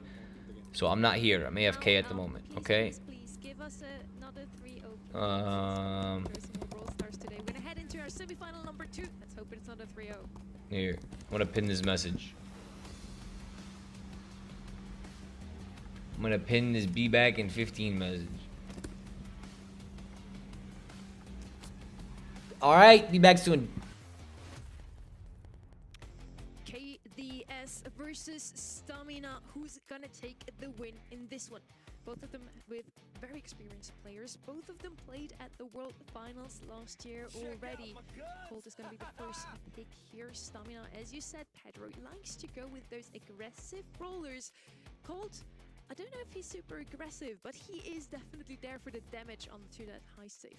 He's not the most aggressive, but we saw that before, right? If you call is open, you need to pick it. It's super flex. You can win the lane. You can do a lot of damage. You can even defend long range also. So I think Cold is those picks that maybe are not the best. That for me is, but not everyone can agree with me. But if it's open, you need to pick it in these kind of maps. Now I'm curious where the damage dealers come in, because obviously Colt's gone. Petty, not necessarily what I was expecting. Melody was, though. Melody, one of those brawlers that I think you have to give yourself a little high save damage to match what Colt is outputting. It's a brawler that's just solely focused on charging to the other end, using those musical notes and revolving them around the high save.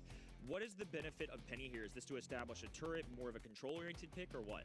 I think as we talk, yeah, the KDS who's gonna look for the control game. They need to make the game not chaotic at all. That Melody surprised me with that doesn't fit too much in the playstyle, but probably they're gonna look for these two solid lanes so Melody can do the damage. I'm looking forward to maybe some aggression still on the right-hand side, but it's going to be Barry first, maybe to back up something aggressive. Pedro, you mentioned so often how Stamina likes to play the aggressive brawlers. Nina's still open, Lily, Kaze, anything to deal some damage onto safe. What's it going to be? I have to say that I'm still surprised that they went this aggro. Probably it's gonna be, I mean, I don't know. Back then we used to go with a BB with a mech, but I think they are a bit out of meta right at this point. But they need something really. Maybe a Miko could be the chance. Maybe a Daryl. Game not over. I was this close to say maybe I need It was the next one, I swear. It was the next one, I swear. But it was like, oh, Stamina's playing super aggressively. They have an aggressive brawler literally every single set. And they were like, Pedro, you voted for us, but we're gonna, not do what do you tell us? We're gonna not follow Coach Pedro's advice. I mean, it's, I cannot expect anything expected from this team. Expect the unexpected. Kenny, what do you think is going to be the last pick for KDS? You have 6 seconds. I'm going to be honest. I'm not going to come up with a perfect solution in time here. Otis, this place is all... I'm glad you're having equal reactions to me, Pedro. This is great copium for me, because when that berry came out, there was never a world where I was going to predict that. I have to say, in stats say that the most trained brawler from KDS is Melody, the second one is Penny, and the third one is Otis. Okay, and Stamina have to know that, right? So this is either the ultimate way to combat that team, or they're just that confident in their individual strategy to allow that to go through. Bobby and the boys playing against an old organization that they made a lot of history with, a 2023 runner-up, the highlight of that organization, and now they've entrusted STMN with new hands. Very successful at the World Finals. They have been underrated. They're once again underrated today. Now they come home with newfound confidence, trying to take down Patchy, Bobby, and Sans. Yeah, I mean, it's pretty much what we talk, right? The KDS need to go on a slow game. I don't know if they can do it against a Berry. Berry's gonna at some point get a super heal up. Edby that is gonna get the wall. They cannot really break the wall, so Juan Carlos can put a really good turret offensive. I'm curious when Stamina, if they're gonna be patient enough to wait for the opportunity to go aggro, or maybe Taco's gonna play a bit more YOLO, more alone, to try to get that, do that save by his own. Let's see. Taco's currently gunning down Sans, has been a real presence on this right-hand side and will immediately tear open those walls. So that's something to look out for. Now there's no room for a penny turret there specifically. 8-Bit can't use it on his own side, but something to watch out for. He will try and attempt to use it on either that wall, or if they want to get on offense, the little square-shaped one in the middle with the lollipops is what he's going to be aiming at. Yeah, probably Juan Carlos is going to put, first of all, this defensive turret, then maybe a bit more higher. I'll probably, if the game is frozen, as we can see at this point, they're going to wait 1 minute and 20 left and then do the last push. Now that they've got the numbers, Pain expanding to the left-hand side, 8-Bit sprinting up the middle, whatever sprint looks up like the slow arcade machine, but Melody matches musical notes encircling that high safe. It'll be enough to get them close to that 75% marker, and once again, we're basically all tied up. Yeah, they got the kill on, I think it was on Bobby, and they wanted to go aggro. I don't know if it's worth it, because when you go aggro, you are going to feed the Melody, and if the Melody gets to your safe, it's going to do, just one shield by his own. Now up an entire zone of this height zone safe. Sans occupying space in the middle alongside Bobby as Patchy places down a turret. Tacos can't break the walls on that left-hand side. That's part of the benefit of the Indestructible. I'm sure that's why KDS have enjoyed using this brawler in particular, because it's a little bit trickier, especially when you obtain middle control for them to get a takedown on it. Yeah, they need to swap lanes as soon as possible. Stamina, right? They need the Berry on the penny lane. Now it's going to come a lot of damage. Sansa is still full HP, 3 nodes on, and if he manages to survive a bit, he's going to do insane amount of damage on safe. Oh, and a nice takedown on Colt. Pain still hasn't been able to really focus down that penny turret. In fact, that ice cream splatter just short of the mark, so 6,800 still remaining. STMN have to be the final ones to strike. With 10 seconds on the clock, they do have a very hypercharge. Juan Carlos there to back him up. Oh, what a takedown just in the nick of time. This could have saved KDS's game. Now Sans can sprint up the middle of this map, encircling that heist safe with a lot of noise. Beautifully done by KDS. That one kill made all the difference. Yeah, that was all about that kill. Maybe he was a bit low to go. Maybe he should have healed up 1 or 2 ticks with his ice cream and then go. But I guess he understood that he has run out of time, so he had to go. And there was a really good kill from KDS to get the win. Feels like a very even match. And this Berry pick making a little more sense now. Now that I see a penny turret down on the map, as you pointed out, Berry has to be laning that. So look what they do. Pain are actually immediately going to that left-hand side, because if they do establish a penny turret, he can just throw down a few ice cream cones, immediately take that down. So Penny is significantly less valuable. Her turret is the best part about her. Yeah, I think they need to chill a bit more. Stamina and KDS. KDS too, actually. If they come, Sans will feed. So and they don't, I think Patchy will. Maybe they trust that Patchy will do some damage on the safe with the turret. But I think it's easier for Stamina to wait a bit. A little patience, but now that they've got a lot of damage, KDS being stuffed in spawn, Juan Carlos a little over-aggressive, so now the numbers sway towards KDS. Penny turret on the ground, but as we're seeing here, Berry, just a couple shots. We'll get a little bit of incendiary damage from the penny turret. Now a salty barrel going down for a little extra protection. Sans trying to pop a shield of his own. We'll get a lot of value out of this interaction. So close, but not quite 75%. Yeah, I mean, I think Stamina is just not being patient at all. And Patchy is, especially Patchy is punishing a lot that aggression, right? Not only that he's making out of space, but he's kind of doing some damage on the save, getting some kills, and it's looking really good for KDS at this point. But now Pain just sprinting down this left-hand lane. Patchy forced to back away with low health points, and Bobby receiving a lot of heavy fire. Otis is a defensive brawler, can be a flexible lane, but into something like an 8-Bit in a Colt just won't match. Yeah, I mean, Sans just need to wait for the opportunity to jump in. Pain is doing a lot of damage on the safe, making a lot of time. I don't know if they're going to be able to take him out. Sans wait all the super on Pain. He got a new one. He's going to go later, but 1 shield and a few percentage of difference. That few percentage is going to be really important. Now Stamina just is setting up the defending, and they just need to try to hold for 35 seconds. KDS trying to erase this large lead coming out of STMN, and now it is equally matched. Sands getting whatever extra bonus points he can. Bobby there for backup. Fat splatter hits the ground. One Carlos. Oh, double tap there. Patchy gets a hypercharge on the ground, and Payne has to multitask. He has to choose this heist turret, or he has to go for the enemy brawlers. He's prioritizing the turret. That allows KDS to take the middle. Thankfully for them, STMN have grabbed some kills. Red roster has to pour on this heist safe. Otherwise, it's going to be a KDS round, 24%, so KDS have expanded. Watch out for a super coming out of Sands. It is just enough to take down to the other end. Once again, KDS with some beautiful heist map and a lot of math going down there. Those little interactions really start to add up. Yeah, I think KDS control played really good every stage of the game, right? When the game was controlled, they were freezing really good. When the game was chaotic, that Melody was doing the move. And yeah, I think Stamina didn't know where his job was on the game too much. They tried their playstyle and didn't work. They tried over and over. I think they should have realized that feeding stats were not the best. Even if you need to stay 2 minutes and 20 seconds not doing anything and then you go the last 10 was going to be worth it. That, yeah, they couldn't. So Penny Turret doing a really good job. Today, Patchy's really stood out to me for this team. I feel like he's hitting a lot of shots just in general. That was something I noticed in match number 1. And in this case, you talked about it in the beginning, but they got the 3 brawlers they've played the most. Especially in hindsight, do you really feel like STMM were just confident in their strategy, or do you think this was their solution to try and take down the KDS draft? I think they were just confident to the playstyle. Also, when in this meta, these 3 brawlers are not 3 that you can really target ban, so you can't really waste your bans on them. So they just try to find a solution. Right. Good keyword. And that's a topic we always like to bring back as well. Sometimes comfort picks are better than the meta picks. I mean, on the left-hand side, we don't have any buffy brawlers. We don't have any of those brawlers that have showed up a lot of times, maybe Otis, in the general meta. But for those guys, those are just the brawlers that they love to play. And I feel like, Kenny, that's something we've seen last year from KDS, or this roster playing for a different org last year as well. We see them pick those Jeans, Pipers, just brawlers that they are generally good at. Yeah, I think just not overdoing it in the aggression. I mean, Penny, I think, is a little bit of a niche pick there on that map in particular, but a great way to kind of throw back to some of these older brawlers, because Penny used to be a factor on a mode like this, but in the day of buffies, I feel like it's easy to be forgotten. To Stamina's detriment, though, you talked about it. I mean, in the stats, Penny shouldn't have been a surprise to them. They were fully equipped to deal with it, and the fact that they couldn't get the job done still, I think, is one, credit to KDS. It's a great strategy, but 2, makes me a little nervous on Stamina's end, because the fact that they were so telegraphed, that they just went with what they've basically done in every practice, a little concerning to me. Yeah, it's true, but I have to say that the Penny has also a really hard matchup there against the Berry, and he managed to do really good, so I can expect a really good series from Patchy. Rico's double bend, Mina, RT, both brawlers we've seen quite often on Knockout are both going to be picked up immediately.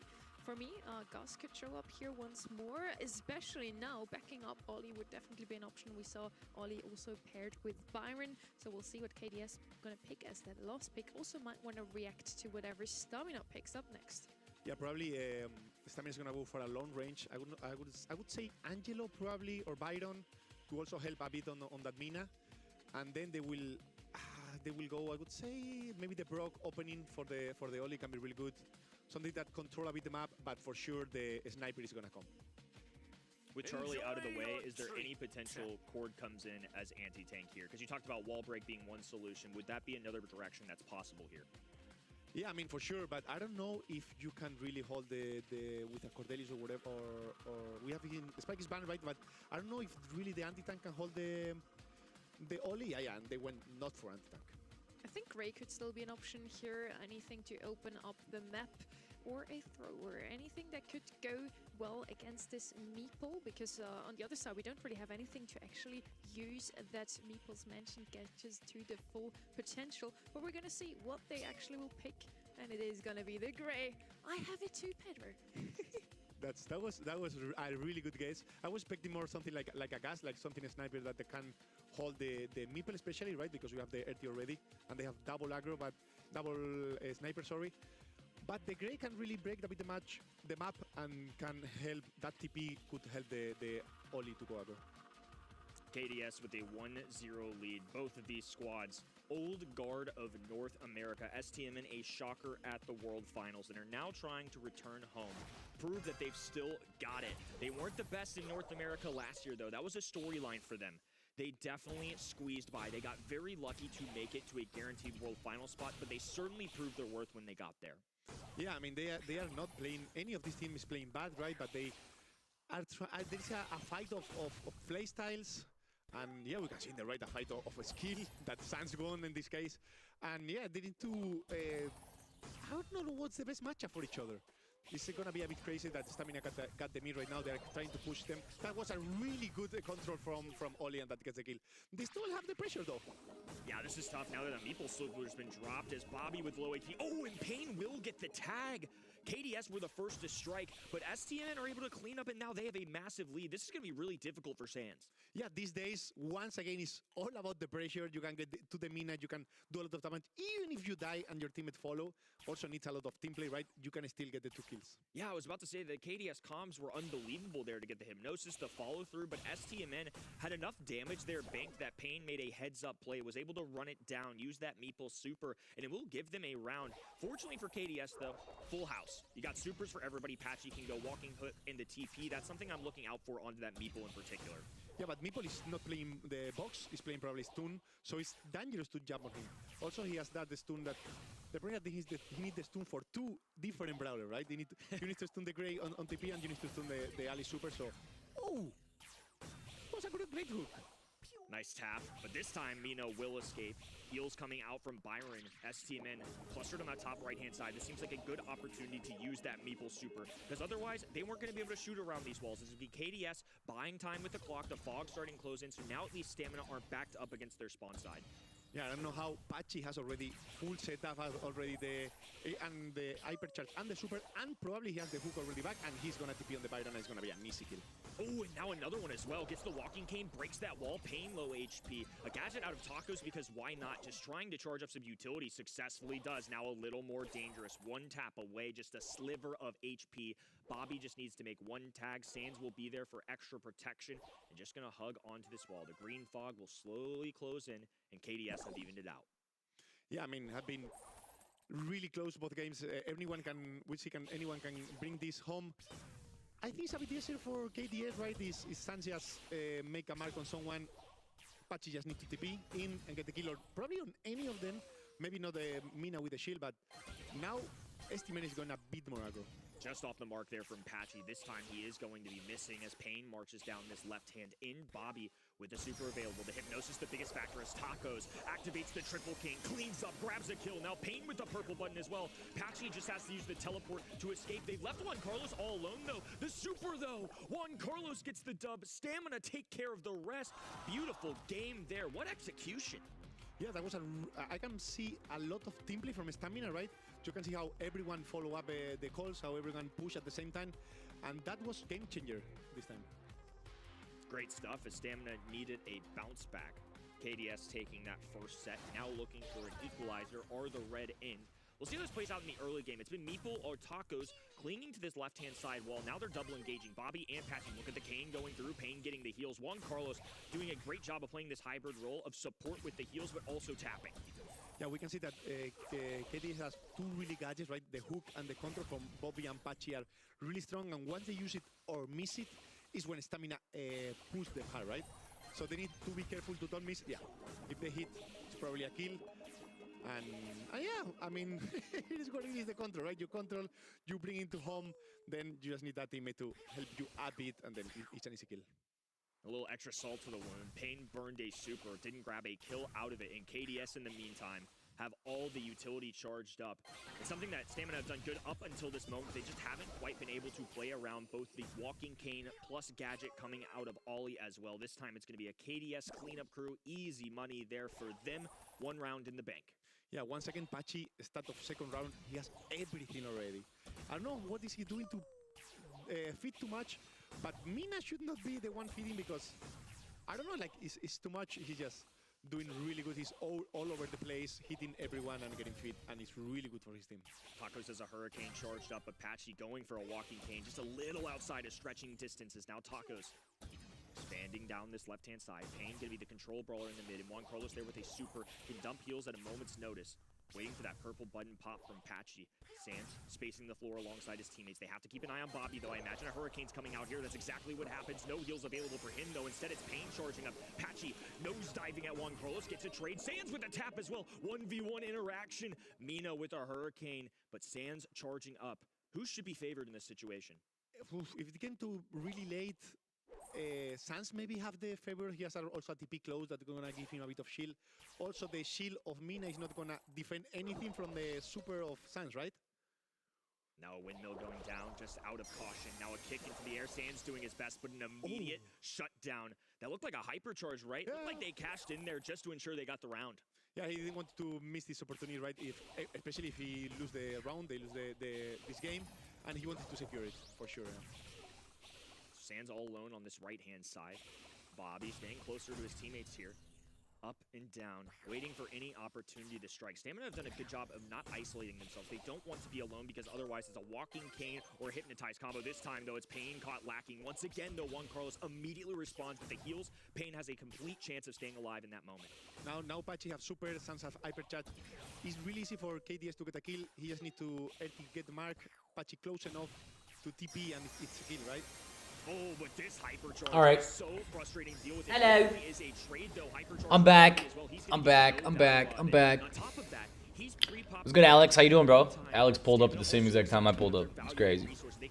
I went away for like 15, 20 minutes. I had to go eat, pray. Bobby burned. Patchy will ultimately fall. STMN with a nasty What's going on here? Yeah, that was a really good cover by Tacos, right? He saw his teammate on danger and he wasted everything literally to defend him. He got the kill and Greyas gave up and was a game for a set for stamina. Chaotic agents to save. They didn't finish their round of 3 games, huh? Nothing much, Alex. Another day, bro. Just watching the How they play the game. It feels like we've got two very watching the championship styles. It's really cool to watch for NA. We've got finally what feels like an even match on our hands for this. Gonna push some ranked after. We'll see how it goes here. Yeah, I mean, we're tired of the 3-0, right? So, yeah, having this is always good for us, for the audience, and yeah, what can we say? As we said before, we want to see as many sets as we can possibly see. Who won And I this? feel like KDS? This one is even closer than what we just seen from Tribe Gaming versus Team Electros. So as you said rightfully, Kenny, we finally got a game on our hands. And what a game it was. Also in this set, we see some highlights once more. Bobby had some great plays here with the Ollie Tacos. Yo, yo, yo, yo, yo, welcome back, David. Brawlers stuck out the most. I have 1 a.m. right now. I should be asleep over 2 hours, but who cares? Yeah, it's late night for you, huh? My European peoples. It's late night, baby. It's late night for y'all. Really, the only separator was those last couple of rounds where Tacos just pushes them over the edge. In a game mode like this, I felt like it was really interesting to see that Meeple pick because it's something in the East Asian influence that I kind of conditioned my brain to see. Is sometimes they go in there with the Cordelius on some crazy pulls. We saw that last weekend. North America do not stray from the normal course of action, though. I actually think that Meeple Rage Quit, the gadget that stuns you, was a really good idea. Yeah, I mean, it's really good to see how these teams play really good together, right? You can see the synergy, you can see how everyone follow up. I could see that especially on stamina, and I'm really impressed for Patchy skill.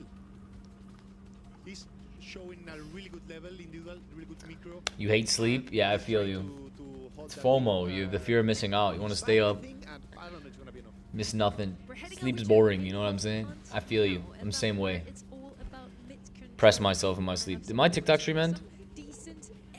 I'm very curious. With Crow out of the way, I think Otis is the next best choice here. Might even be better, honestly. Otis is just super good into any tank, so definitely a solid. No, it did not. Really covers the area. And all right. You see that mid control. Pin on punt.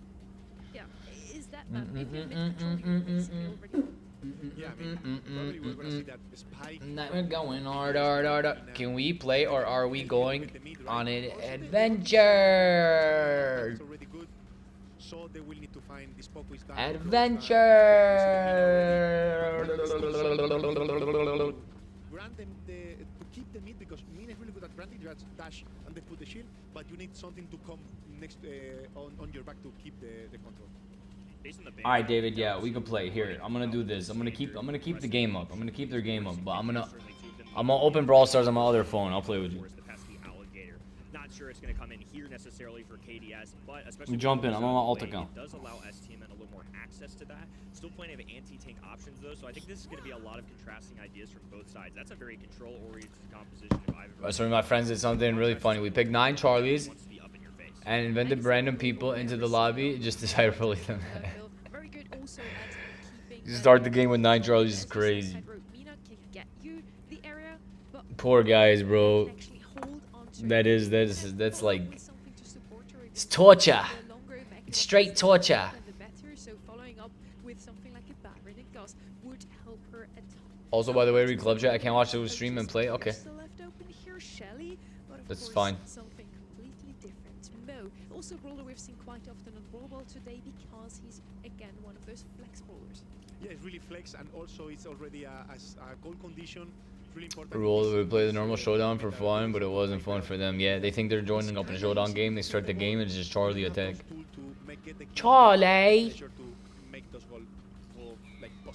that really hurts. Building in Brawl Ball especially, you need those goal scorers, and I think having Mo as a little flex option there is nice. Buster, one that I definitely didn't expect. Any intuition here, any gut reaction to that?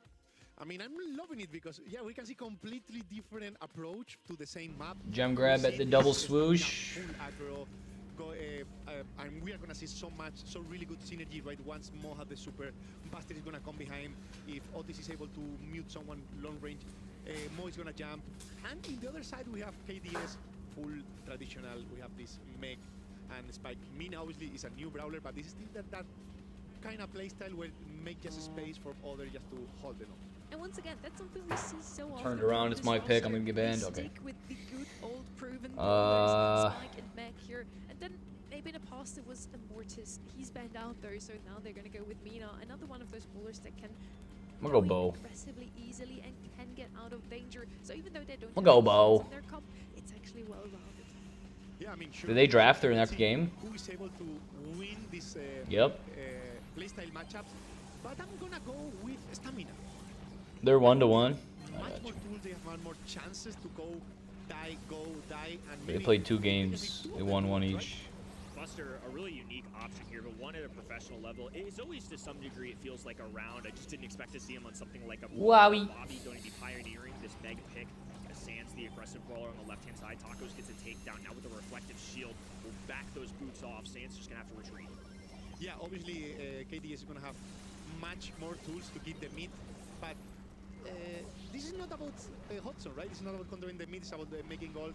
Stamina is going to defend really good, so they just need one chance to go aggro to get the goal and then suffer the rest of the game. They sent Tacos straight at Sans. Why am I lagging? Decisions. Now Payne can toss this ball over, and he's going to follow it as well. Grabs it, but dishes it out immediately. A little bit of fumbling there as now Sans is able to grab it completely. They moved it over to the left-hand side. I don't even know where I'm taking damage from lagging so bad. Possession, it's just immediately gone to the blue side. Yeah, I mean, Stamina is going to lose the control at some point. They are holding it for so long, actually. Wow, man, the lag is so bad. Suffer the whole game. Stamina is a suffer composition until they have the moment to go out. Patchy, maybe over. Yeah, but I'm sorry, bro. I'm trying to kill them. Sure that goal went in, but it looked like a hypercharged super going out. That's a lot of utility wasted. Yeah, I mean, Wowie. this is a moment where you don't want to be, right? Oh, Sandy went for the goal. I mean, I think he could have even shoot and dash and went for the goal that he wanted to. Again, passive draft, passive comp. You don't want to get risk. And it's a really good decision, I think. Yeah, it was a borderline call. I think 800 HP would have been one tap to any of those brawlers. The pull going on to Patchy, he barely stays alive. This is big for KDS. We're going to dash forward. Payne has to exhaust his super just to stay up. One Carlos playing goalkeeper will dump this ball off to Tacos, and now a cutoff on that left-hand side. Bro, what Wi-Fi am I connected to? What's going on? Damage on the bottom right-hand end. Connected to the right Wi-Fi. Why do you lag like that? Yeah, Payne is making a lot of time there. I know it's going to be enough. Bobby with the hypercharge, he'd lose the mecha, but Taco is alone. Taco will either to retreat or either die. The kit was useless. I don't feel like that spike is good because you can dodge him so easily with the Buffy. Victory lap down to the bottom left-hand side, while the other two deal with the middle brawlers. Payne without a super can't stretch the map. KDS, once they had that 1-0 lead, it was all about the kills. They just never really wanted to give Stamina a chance at marching to the net. Yeah, I mean, KDS know what he needs to do. What do you mean? You're saying Spike's not that good, we can dodge him with the Buffy? What Buffy? That maybe was not expected. And once you can score the goal, What Buffy? So I think Stamina need to try to cap the at least the control of the ball. Sometimes if you can suffer, but if the ball is on your corner or wherever, you can do that time to find your opportunity, your chance and your opportunity. And if KDS have the control of the mid, at the start he had the control of the ball, no? So it's really hard for Stamina to do this. Last time it was an even fight off the early game, even borderline STM, and right now it is all KDS. 2v2 situation as Tacos will be forced to use a super. Bobby pops out of the mech. Who can get to the ball first? It is Bobby. He clings onto it and is able to waltz on in. So an early lead, this time in less than 30 seconds for the blue side. Yeah, they are doing that. It looks really easy. Buster is suffering so much this game. I didn't expect him to suffer so much against this team. But, I mean, what can I say? There's a lot of HP, a lot of damage, a lot of aggression, and that's the goal, and that's the set for KDS. And we have the 2-1 on the game already. Well, I'm slowing down on my popcorn eating. This is a tough situation. It was looking so good here. We were finally getting a treat of a match, but KDS making quick work of STMN. This is really starting to play out the overall, the large eagle's eye view of these teams. It feels like STMN have some unique drafts. They're not afraid to get strappy with it. But KDS playing the much older style Brawl Stars, that SK Gaming Brawl Ball that you kind of pioneered back in the day, right? I think that's something that casual players and pro players won't necessarily be aligned on. You won't see it with your bad randoms at home. KDS, once they got a lead, they're not trying to force the ball in the net. They are ensuring that STMN never get a chance at it. And once they had a lead, they never let go. Unfortunately for STMN in that game number 2, it was just so dominant from KDS, they were able to shut it down in about Bruh, there's no way I'm getting beat up like this. Wins this one. I'm getting super excited. I think he's talking about the curveball Buffy. One team picking some of those good old conventional brawlers versus Team Electro. I mean, it works out, but you shouldn't. Pros can dodge like every shot of him. Use a star power Buffy for real. I see what you're saying. It's gonna be super nice. Yeah, I have to say that KDS Yeah, I see what you're saying. All playstyle, but they are being able to manage well against the new ones, right? Against the aggro, against the surprises, and they are playing it really good. And What's good, Chill? How you doing, bro? Wait it. Look, you handed me the popcorn. Wait it. Eat on the casting desk. You rest assured, folks at home, I will deliver. I am a solid caster. Say what you want about the man. I can eat. You want some too, Pedro? no, I'm please, fine. it's I'm sad. blast. Stamina is Everybody all around. losing. I don't like this. Okay. Ooh, your predictions. Oh no. We're heading over to Double Swoosh now, another map where we could see some good old classics, Pedro. And we know Sandy Mid is one of those brawlers that we love to see. We might be able to see some stew here. Gus, some of these brawlers are just a mainstay. And Sandy comes out of the gate right away. Steve, I can do it too. Here, take some popcorn. Great call. Thank you. Great call. I deserve that now. I mean, double swoosh Sandy's really good flex, really good pick in the I just see you with Kaze. Where I thought he was watching Brawl Stars Championship. I do. I have it up. I'm watching on stream. David has to play, so I hopped on my alt account and I'm running games. I'm in a game right now. I'm in a hot zone game using M's. But yeah, I was just using Kaze. We just lost. So Sandy being picked up too. Now one of the brawlers that's been a little bit more popular. But I had the championships up on the stream. I'm using my other device. But a lot of the times in Pro Brawl Stars, they're going to be using Tara to try and land a pull. So as a result, STMN. Well, the lobby's full. I have Ryan here and I have David in here. One more back out, yeah. You could join. Because we're just on. I'm on my ult. That's why you're seeing it in combination. I think David's diamond 2. I'm gold 3. So I'm not even diamond yet here. Spike has an enemy, he had the worst time of his life. You learn the spike dodging then. So you gotta hit your shots directly with Spike. The curveball is cute and stuff, but you gotta be in range to really damage deal with him. Yeah, but actually, it's kind of easy, right? You need to an anti-tank. What anti-tank are open? Spike. What all anti-tank are open, right? The Spike, Tara, and Shelly. You need Spike is banned, so 50-50. You go for the Tara. It's Ember and Spike are both banned out. Tara's the only logical option. Or you pick something like a Hank like yesterday, you know? Ooh, don't tempt me with Wowie. No, my main account's Mythic 1, but yeah, this account's it's gold 3. Wildly different than the type of plays they've made today. Instead of it's a Charlie, I'm assuming this is for the Cocoon into something like a Mortis. They have multiple options, I would say, at a middle brawler. Tara for Vision. Now they've got Sandy Sandstorm, and Charlie can safely drop a Cocoon gadget if she needs to hold on to those gems. I'm sure that's the intention. Yeah, I can see a really good last pick as a Janet. It's mid laner. You also are safe against the Cocoon, safe against the Tara.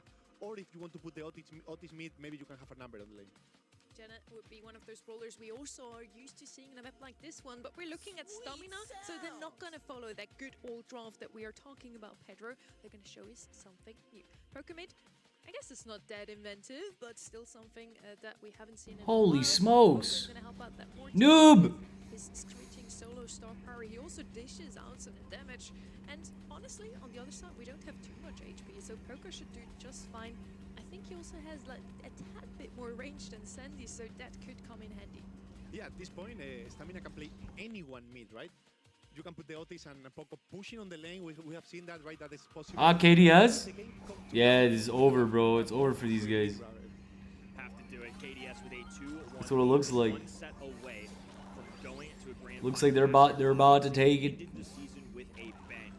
Won the monthly finals. The only team other than Elevate and Tribe Gaming at the time to do so. Taco's diving forward. Bobby shuts it down. Patchy now on the right-hand side. Bro, I'm getting clapped. Like, I'm getting clapped right now. And on the lane, how? Like you said, there are multiple options for who they could have gone in. It looks like it's going to be pain for now. Yeah, I mean, Stamina tried to go double lane at the start.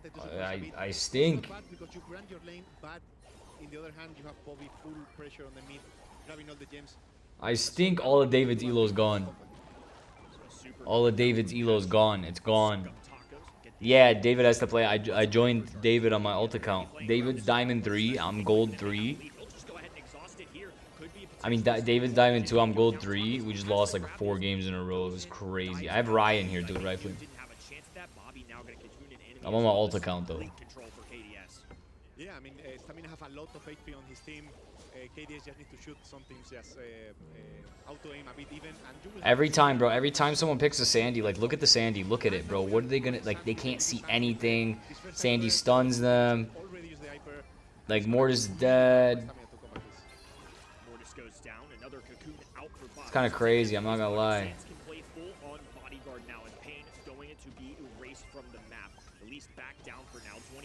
I did not mean to pick Bull. I was trying to pick Brock, but he's banned, huh? Taco's just trying to find where Bobby is, but once again is pulled back by the Tara Super. The team play out of KDS have pushed them to a match point. Yeah, I mean, they're playing really good, really together, really packed, right? As soon as they see the Mortis or the Poco coming, they just pinch. They feed a lot. If they don't get the kill, they make the enemy to retreat minimum. So they get time, they get supers, they get hypers, and they just use it really good to keep the lead. Never really felt like S-Team were in that one. KDS never wavering from having possession of those gems. This time it's Payne, the first one to strike. Bobby will match by grabbing the one on his spawn side. Tacos lurking right-hand side, trying to rely on this grasp. But the spawners are such a good tool to scout them out. And on top of that, Tara just naturally has so much vision with her regular shot. Yeah, Tara has really good matchups against the Mortis. I think they should swap as soon as possible. Maybe they could even put the Poco on the Tara. They can even put the Mortis mid grabber for sure. They should do that because if not, it's gonna have a really bad matchup every lane. Sands now able to put to sleep and lulls goodbye to Tacos. Still a gym count for KDS, but more importantly, they have completely shifted up to this two-pronged indestructible. KDS are deep in enemy territories. S-Team trying to expand. Now Sands dangerously close to dying. One Carlos there to strike. It looks like Patchy trying to cycle out those bats from Tacos does. I'm lagging so bad. My delay is so bad. Yeah, Juan Carlos now coming aggro on the left. They need to do something really different to make the difference here, so they can really get the game back, so they are not out, because remember that it's match point for KDS. I cannot move. I'm gonna get blamed. I did what? 2 and 2. I died less and got more kills. I have delay. Bad delay. Delay. Yeah, I mean, Tacos went aggro, tried to make a bit of time. He gave gems to this game's wild. The team, right, making some pressure, but now Bobby have the hyper. Oh my God! It's Sands on Sunday. After the Cocoon, he didn't die. That was crazy, Kenny. That was overkill and a complete whiff at that as well. Tacos with a pop-off play. It's him. It's in the bag. It's in the bag. It's in the bag. They're gonna put it in the bag. Look at this. Look at this. Look at this. No way. And it was beautiful. Amazing play. Tacos with one of the top 5 probably this month. Yeah, that was that? I'm asking myself now. Was that a one-time thing, or they are able to repeat it again? Because on the paper, they don't seem like they can win this map too much. But yeah, if they do these kind of things, they are able to. It's amazing what good gameplay can do.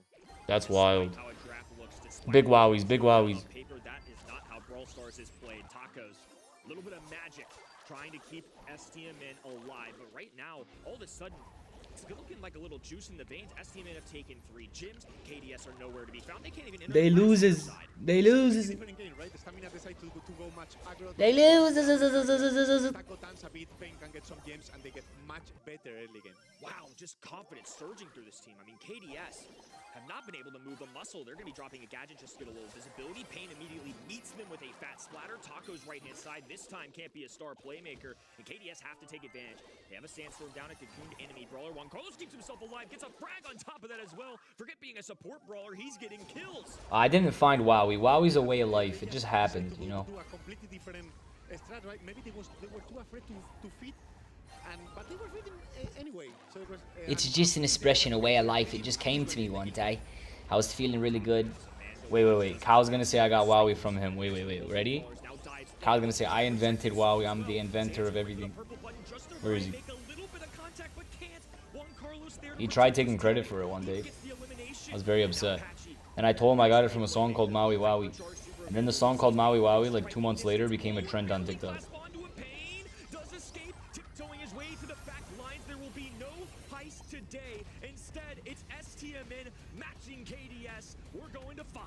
Yeah, that was crazy. The paper they should not have win this game, but this was all about the skill diff, right?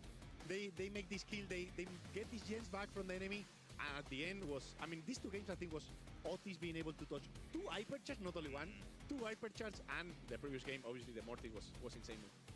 We're going to set 5. We're going to set 5. I'm so happy, honestly. Stamina is waking up, and they are making it a super close game. What we were asking for all day long, really. KDS already. They cannot lose this, bro. Like, they have so much advantage here. They lose, I'm gonna lose my mind. Yeah, it's over. It's over. It's over. It's all over. It's all over. It's all over. Not necessarily the draft strategy. Look at that play out of Tacos. Unbelievable. They're done. Overkill though at the beginning. I think there is a little bit Kick them out. because they dropped a Charlie cocoon and a super. On to the next round. One of those 2 don't go down. That interaction probably completely changes. Yeah, I would do actually the opposite. You just wait a bit, talk with your teammates. Remember, you have teammates. You need to talk. Just go. Are you coach? Are you a coach, by the way? Tara pulls. You gotta go sleep? Alright. Peace out, Alex. Thanks for stopping by, bro. Good night, brother. We'll catch you next time. WWW Alex. Tacos did a really good job on that. Mortis got the most kills, good DPS stats, but in the end, Wowie. was really good on their end. Even though Tacos might have had the most kills, he was actually not the one that I was looking at the most from that roster game. Who was it for you? Because for me, I just feel like that pop-off play was unbelievable. I mean, no disrespect to the other guys, but Tacos was kind of the man there. I mean, yes, that pop-off play was really important. Poker almost never went down there. Sure. That's super important when you are the temp carrier. Yeah, I was gonna note that down. That the Poco seems like he was, for me, he was the hero on the shadow, right? He was able to. I'm coming around. We're convincing him. So he was pretty much doing a lot of pressure on the sides. Also, we saw how he was keeping the. I'm playing my main man, Daryl, right now. He was also finishing allies. Kyle was gonna have. From the other side of the map.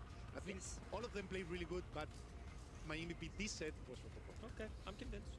All of them are the MVPs because they took the set in the end. Let's just put it that way. We're now heading into set 5. Oh, that I get to say that today is so beautiful, honestly. We're on Shooting Star yet again. And if we go by what KDS has shown us so far, they're going to pick up Tignani Piper here, right? I miss those days so much. Tignani Piper. And then just they try to mirror you and you go with Pam. That was insane. It was those two comps on every single monthly final. I miss them, Andy, bro. My delay's crazy. Yeah, Pierce. You need a sniper. Pierce is it's a better new. Piper. Yeah, you need to adapt a bit. Yeah. But even the bans, Bell, Byron, still like all bans, right? I mean, it's gonna be interesting.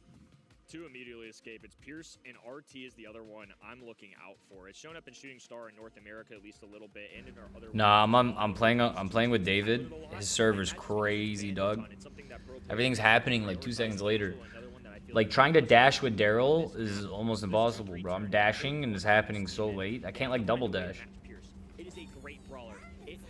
They don't call him Daryl double dash for nothing. Well, they do now because he can't double dash. Not on these NA servers, brother. Yeah, I mean, but still, you don't really stop the Pierce, yeah, right? So Oh my goodness. you need a bit more. Even you go super aggro or you go another more pure sniper like a gas. But now with 30, you are kind of for. If you go the gas, then your mid is all about the last pick. So, but can be a good. It is the delay. These lanes, I can't hit them, bro. Can't hit him. Can't hit him with my dash. You can't go wrong with RT or Spike, but they don't really address the Pierce on the other side at all. Were they playing Shooting Star? Those aggressive picks, usually what we see here is like Kazemina or Mortis. I do see them on my screen, but not in the pick phase, Pedro. But is this Shooting Stars? Yeah, it must be, but what is that Spike? Yeah, I think maybe as a mid it can work, but the way you can put who are they gonna pick? You can put a Carl. Like, it has so many counters, and Spike, for now, obviously it's really early on the draft, don't counter it. Oh, Jay Young coming out there too. Certainly not something I suspected. I mean, support brawler that's been good in previous metas, but hasn't shown up much at all this weekend. Just like completely opposite to a Goss or a Byron that has shown up quite often. We did not see Jay Young this often. You're right with that, Kenny. Goss could still come out here. 8-bit is going to be the brawler of choice. Also an old classic. I'm lagging bad. We saw Mr. David. I know David can't hear me because David doesn't watch the stream when he's playing, but wow. Bobby and Sands. Jay Young can speed up a bit the 8-bit so he can get on aggro position a bit earlier. But it's a weird combination.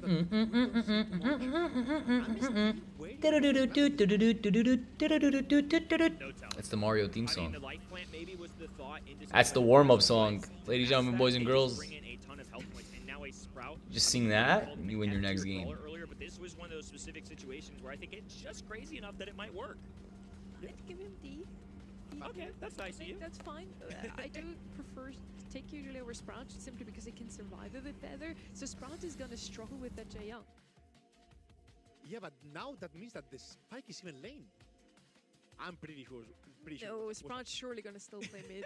And Spike on the open? I think you can that tell Pierce the 8-bit team is going to win. By this draft, so let's just head straight into the game and actually see what they're doing. If Katra's confused, I'm allowed to be confused. So are you folks at home. The extra speed to go for Blue Star. So Jay Young already off to the races, making sure they grab that one. Carlos now establishing control in the mid. So KDS going for an immediate defense approach. They're going to be back down. But the one thing we've seen from 8-bit, if he can get a turret on the ground, being on the defensive side doesn't phase him too much.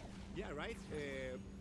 They got the blue, now they need to retreat because it's naturally, right, the team that have the not the lead is going to be the one. Easy heister Rooney.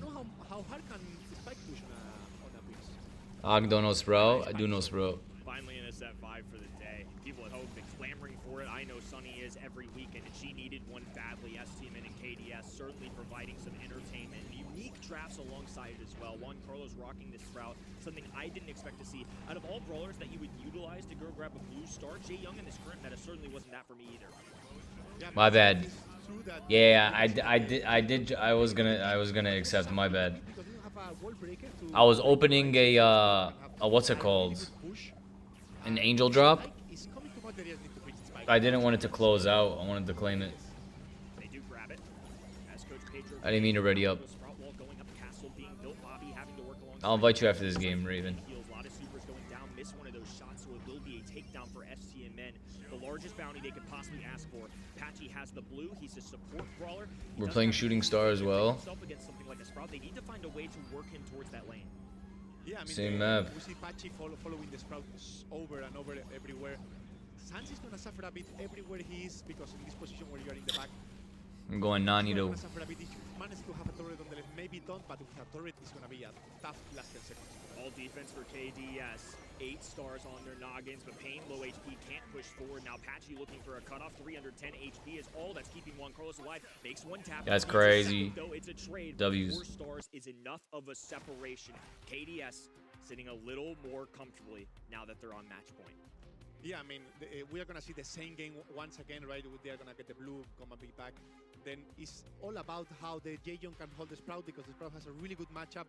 The Jaehyung with the speed can dodge a bit, if you get range enough with the gadget, probably is going to get the kill. You need to be careful, but Juan Carlos is the one that to make the difference here for stamina. Once again, Patchy will hustle up the middle of the map, grab that blue star, and KDS right back on the defense, retreating early. Bobby in the long range, looking for the interaction with Spike. That life plant, great into single shot brawlers, but Pierce is going to shred through that quickly. Oh, and now Payne taking a lot of damage, slowed down. The super in comes as well. Bobby just making light work of that left-hand lane.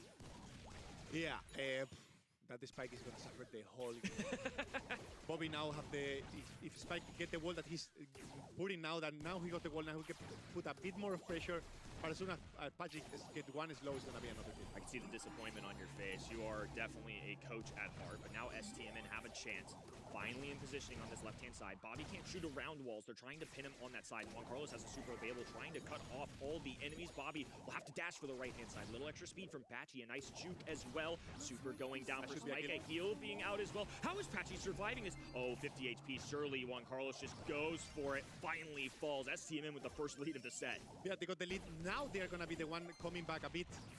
Maybe the strat was about getting the lead and doing anything different. I don't know. Let's see. Maybe in the walls, in the top. Spike can do a really good job, but they are not even retreating too much, no? They don't want to be on the Holy corner. smokes, what a game, bro. Too much space, so they are for now holding the mid.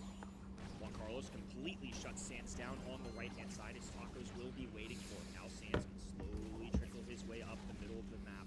Juan Carlos with 3 stars. What a game. Somebody that KDS have to grab. Yeah, I have a good news for stamina. Spike can still die once. Now twice. Plenty of cushion left. Red roster sitting pretty.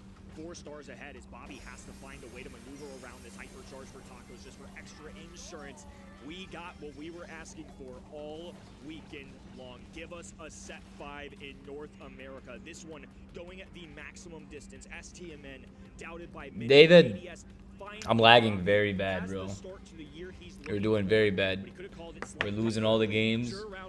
I'm lagging. I have a lot of delay on your server. A lot.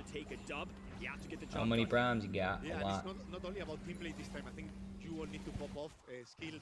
Bobby needs to tap that Spike. Juan Carlos needs to touch and put the pressure once again really good. They all rely on the teammates, and I don't know if they're going to be able to get the kills again. Shaky situation, but Juan Carlos in pain. Working this left-hand side. Patchy once again just hugging this little wall on the bottom side. Bobby now maneuvering to the middle of the map as Tacos remains unmoved, still holding down the right-hand lane. Sans really hasn't been too much of a factor, I would say, especially in that game number 2. They've really been able to cut him out. The Sprout wall, of course, a big part of that. Yeah, KDS is swapping really good the lanes as soon as they see Sprout trying to attempt an aggression. And on the right, Sans against Tacos is pretty much frozen. It's more about the 2v2 on the mid. Maybe Juan Carlos can get the kill. Wowie. He's in a risky position, but oh, that is devastating. You called it. Should have been a kill. Patchy was dead to rights, and somehow he escapes what should have been a still trap. Now he's dropping speed for his teammates. They're expanding. Certainly a little more confident than they were about 10 seconds ago. Yeah, it's true that still the objective for stamina is Patchy, right? Bag was winning this game. 2 on the blue, so he's still enough to get the win. So the objective of stamina didn't change even that kill was made. So same goal. Patchy with the That's a blue W. star has to be Stamina's main priority. Gotta feel bad though. They could be the ones sitting on defense, a little more comfortable, and now they just have to fully press on offense. Yeah, Juan Carlos, I don't know if he should play on the mid. I love how it's coming down to the wire with these guys. Right now. Like, they absolutely went all the way 2-2. Like, wasted as much time as you possibly could. They cannot die. They cannot die. Look at their health, bro. Oh my goodness, Jaehyung. That's insane. That's insane. Shocking North America once again. A poetic grand finals ahead of us. Old guard versus new blood. I have That's crazy. I called it, bro. Look at the Jaehyung pushed up. Why'd he push up like that? The win was not because of him, but how did work? How that Patchy hold alive so long on the right and who died? Charlie. He's just We have to eating see that cactus? Replay, please. And Pedro, you mentioned how the spike was suffering. He's just ADS eating didn't cacti want to for take dinner? fingers onto What's the going spike, on here? And it was painful to watch. Wow. Just wow. I mean, there were so many little interactions. Like, Patchy today has been an unbelievable player, especially playing What in the sickness was that? alongside that. How many times did we call out Patchy should have died? Look at this right here. They lost like One disgusting goal, way. dead to rights. That's a moment where it didn't go well. But how many times did we see him in that little corner towards the end game there? My prediction was right though. Literally one I get goal across the XP. ball, but this Sprout wall I get another star drop. came in clutch. Nearly nasty work out of Sands to TP there and couldn't quite grab a kill. Patchy with 1,000 HP, but it's Bobby who's actually out of place. That's gotta hurt so bad. Yeah, I think he expected Patchy to die, so he wanted to get the refrag. Also, he had that white shield, so he wanted to use to time a bit to get the kill, but he don't get the kill and he died for the team. Yeah, He did makes not sense. get the refrag. That's the huge issue here. Oh my god. But yeah, Patchy more often than not survived. I already saw him dead, and he somehow had a super available at the right time. Also held on to it at times, waiting for the automatic healing to kick in, and then used it in the nick of time to still survive a good Sprout shot. All in all, Sprout, to me, felt like the most impressive brawler. Pain in the end on that spike did have actually the most kills. Yeah, we need to talk again about that pain, spike of pain.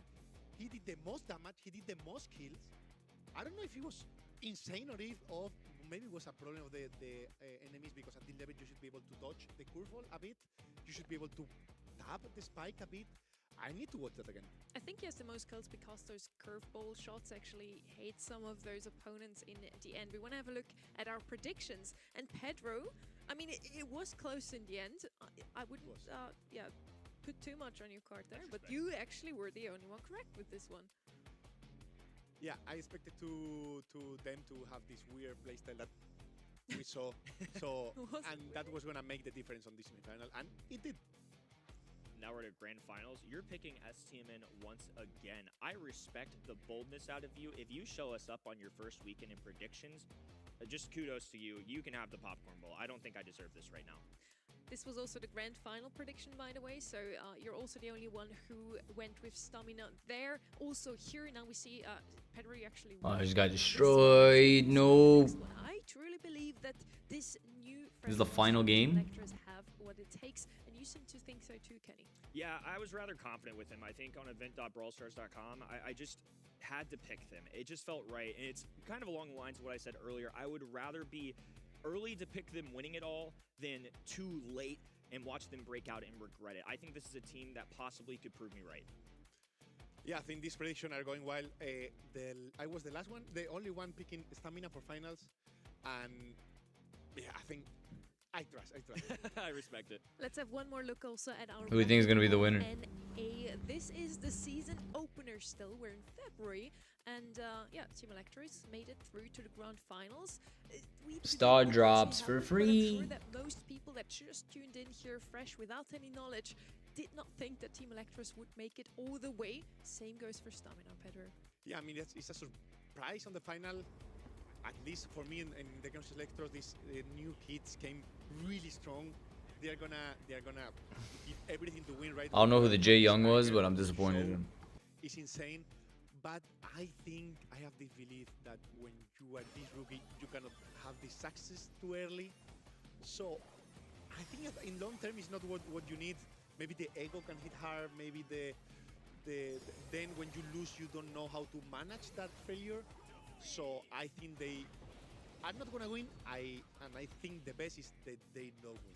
I love how you put it there. This anger they showed us really showed up in that match previously as well, as both of those teams now really want to win. They proved us today that they really want to win, and Reddy proved us once more that he is the man for your grand final. Renee. It's going to be back, yes, for the most exciting match, and we've been primed for this moment also. We saw an increasing number of sets played in each match. We had a bunch of 3-0s, then we had another set played. We got to a set 4, we got to a set 5, we got to a double match point even. So surely our grand finals are not going to disappoint. And now I hope you are ready for our grand finals. It's Team Electros versus Stamina. Who would have thought those two teams now standing in the February monthly finals? How often did we see any of those players in the monthly final, grand final last year already? Yeah, like a breakfast. Like a zero, an egg, a big old goose egg is what I'm looking at. Zero time. I don't know. I'm trying to find new ways to say we saw him 0-0 times across the entire last year. Team Electros, they weren't even in competitive Brawl Stars. Snoy kind of hovered around, right, but you know, wasn't making an impact. But STMN, they stuck together as this roster, sort of rode the quarterfinals. A lot of times not even making it to the semifinals. In every single region, those 4 that we watched over the last 2 weekends, we have some new players, some new teams in the grand finals. This year is going to be awesome. I'm so excited. I mean, yeah, it's going to be a crazy year, a crazy run from all of these teams. I also hope that in long term, this all classic teams came back together and are able to fight to these Jones. And I hope that happens in every region. I'm sure you hope that the classic teams are going to make it through the quarterfinals next time, maybe. At least semis next time. But yeah, let's chat a bit more about these two teams. What was their semi-final match? How did they win today?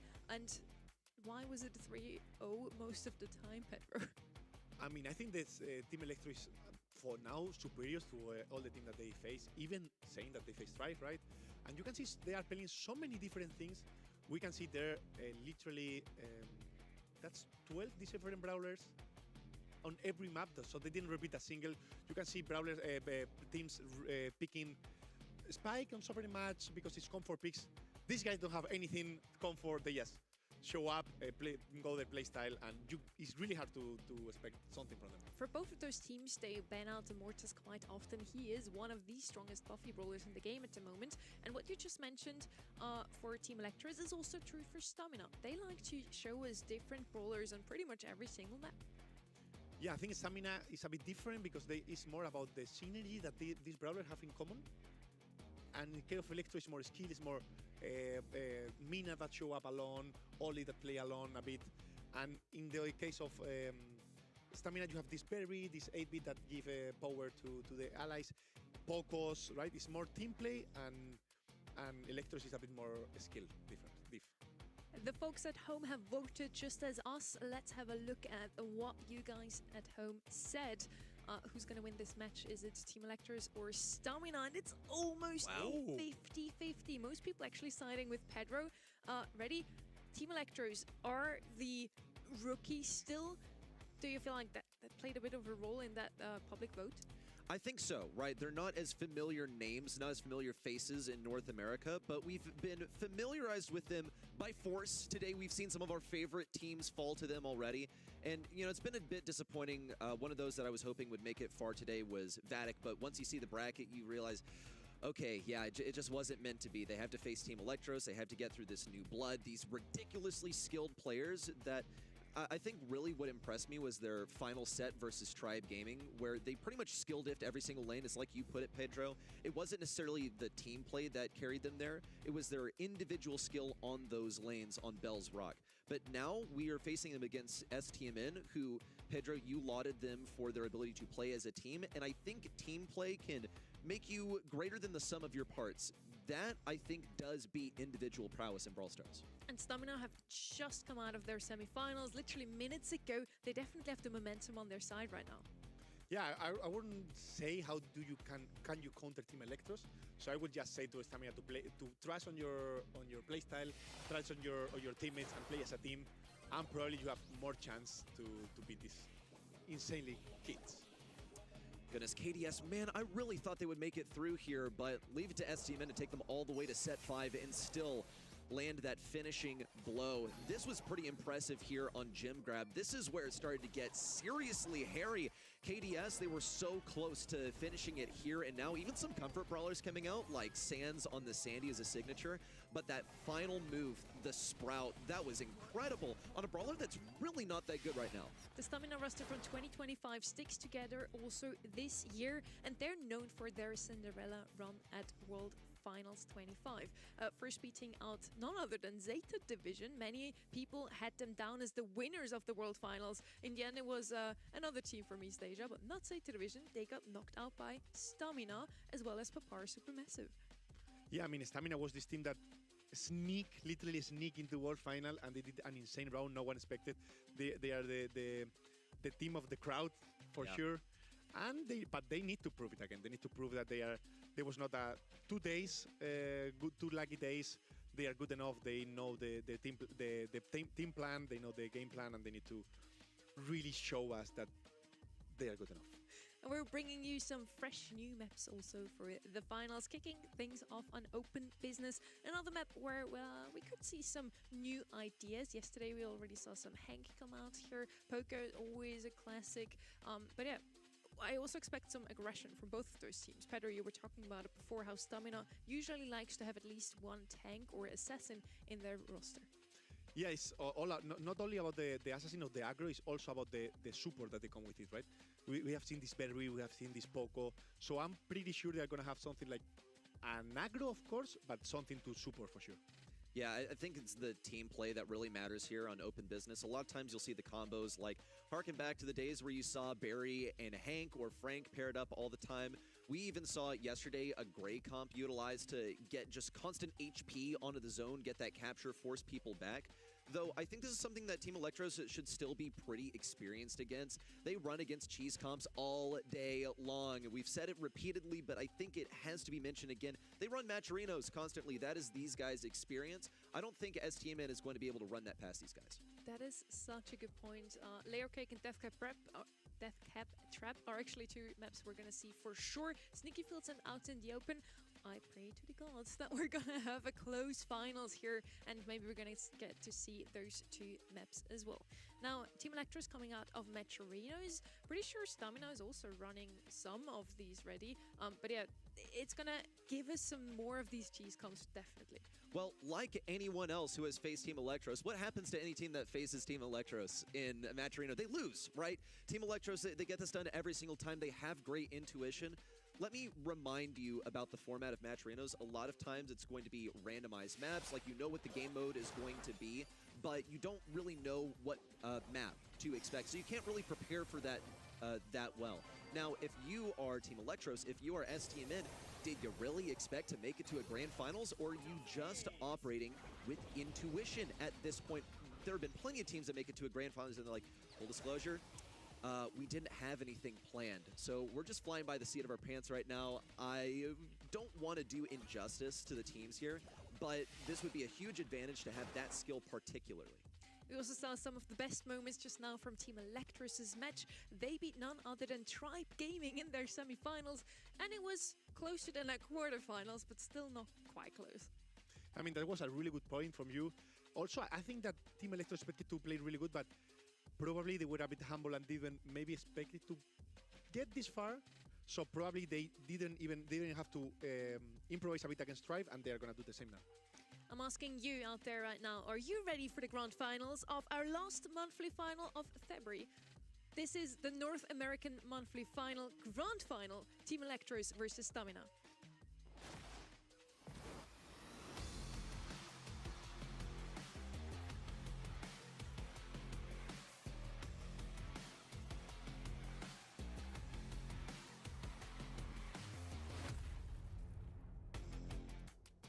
We are an Open Business. None other than Spike is showing up first in our draft. We've seen him so often today, and Stamina has just won that previous set and made Spike work even on a map where he technically not makes sense. Makes a lot of sense now that Team Electros picks him up themselves. Yeah, I mean, from Stamina, always for sure an aggro. I was expecting more like maybe Kaze or Kenji. They went for the Mina. Probably the Poco is banned, so they don't have that support. They will go for maybe last pick a thrower, so they need to go for a mid now. That Finks is banned, so maybe Pam, maybe Lumi, maybe Amber even. So they have so many chances on the mid now.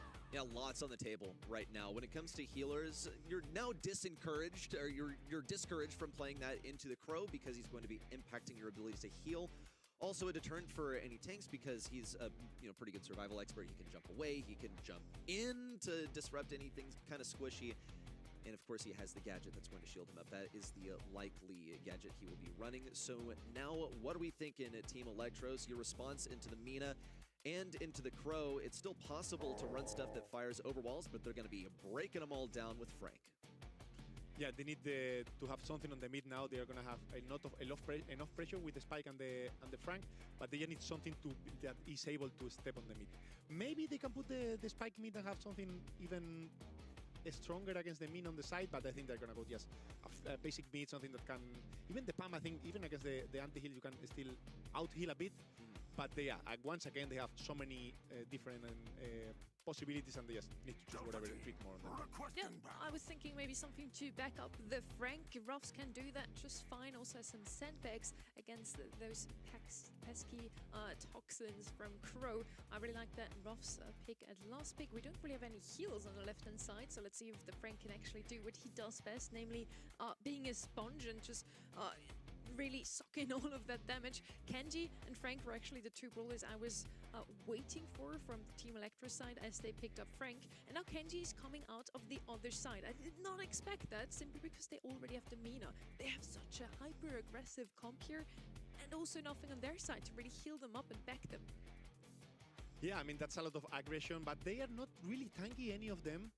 And in the blue team, we can see a lot of damage, right?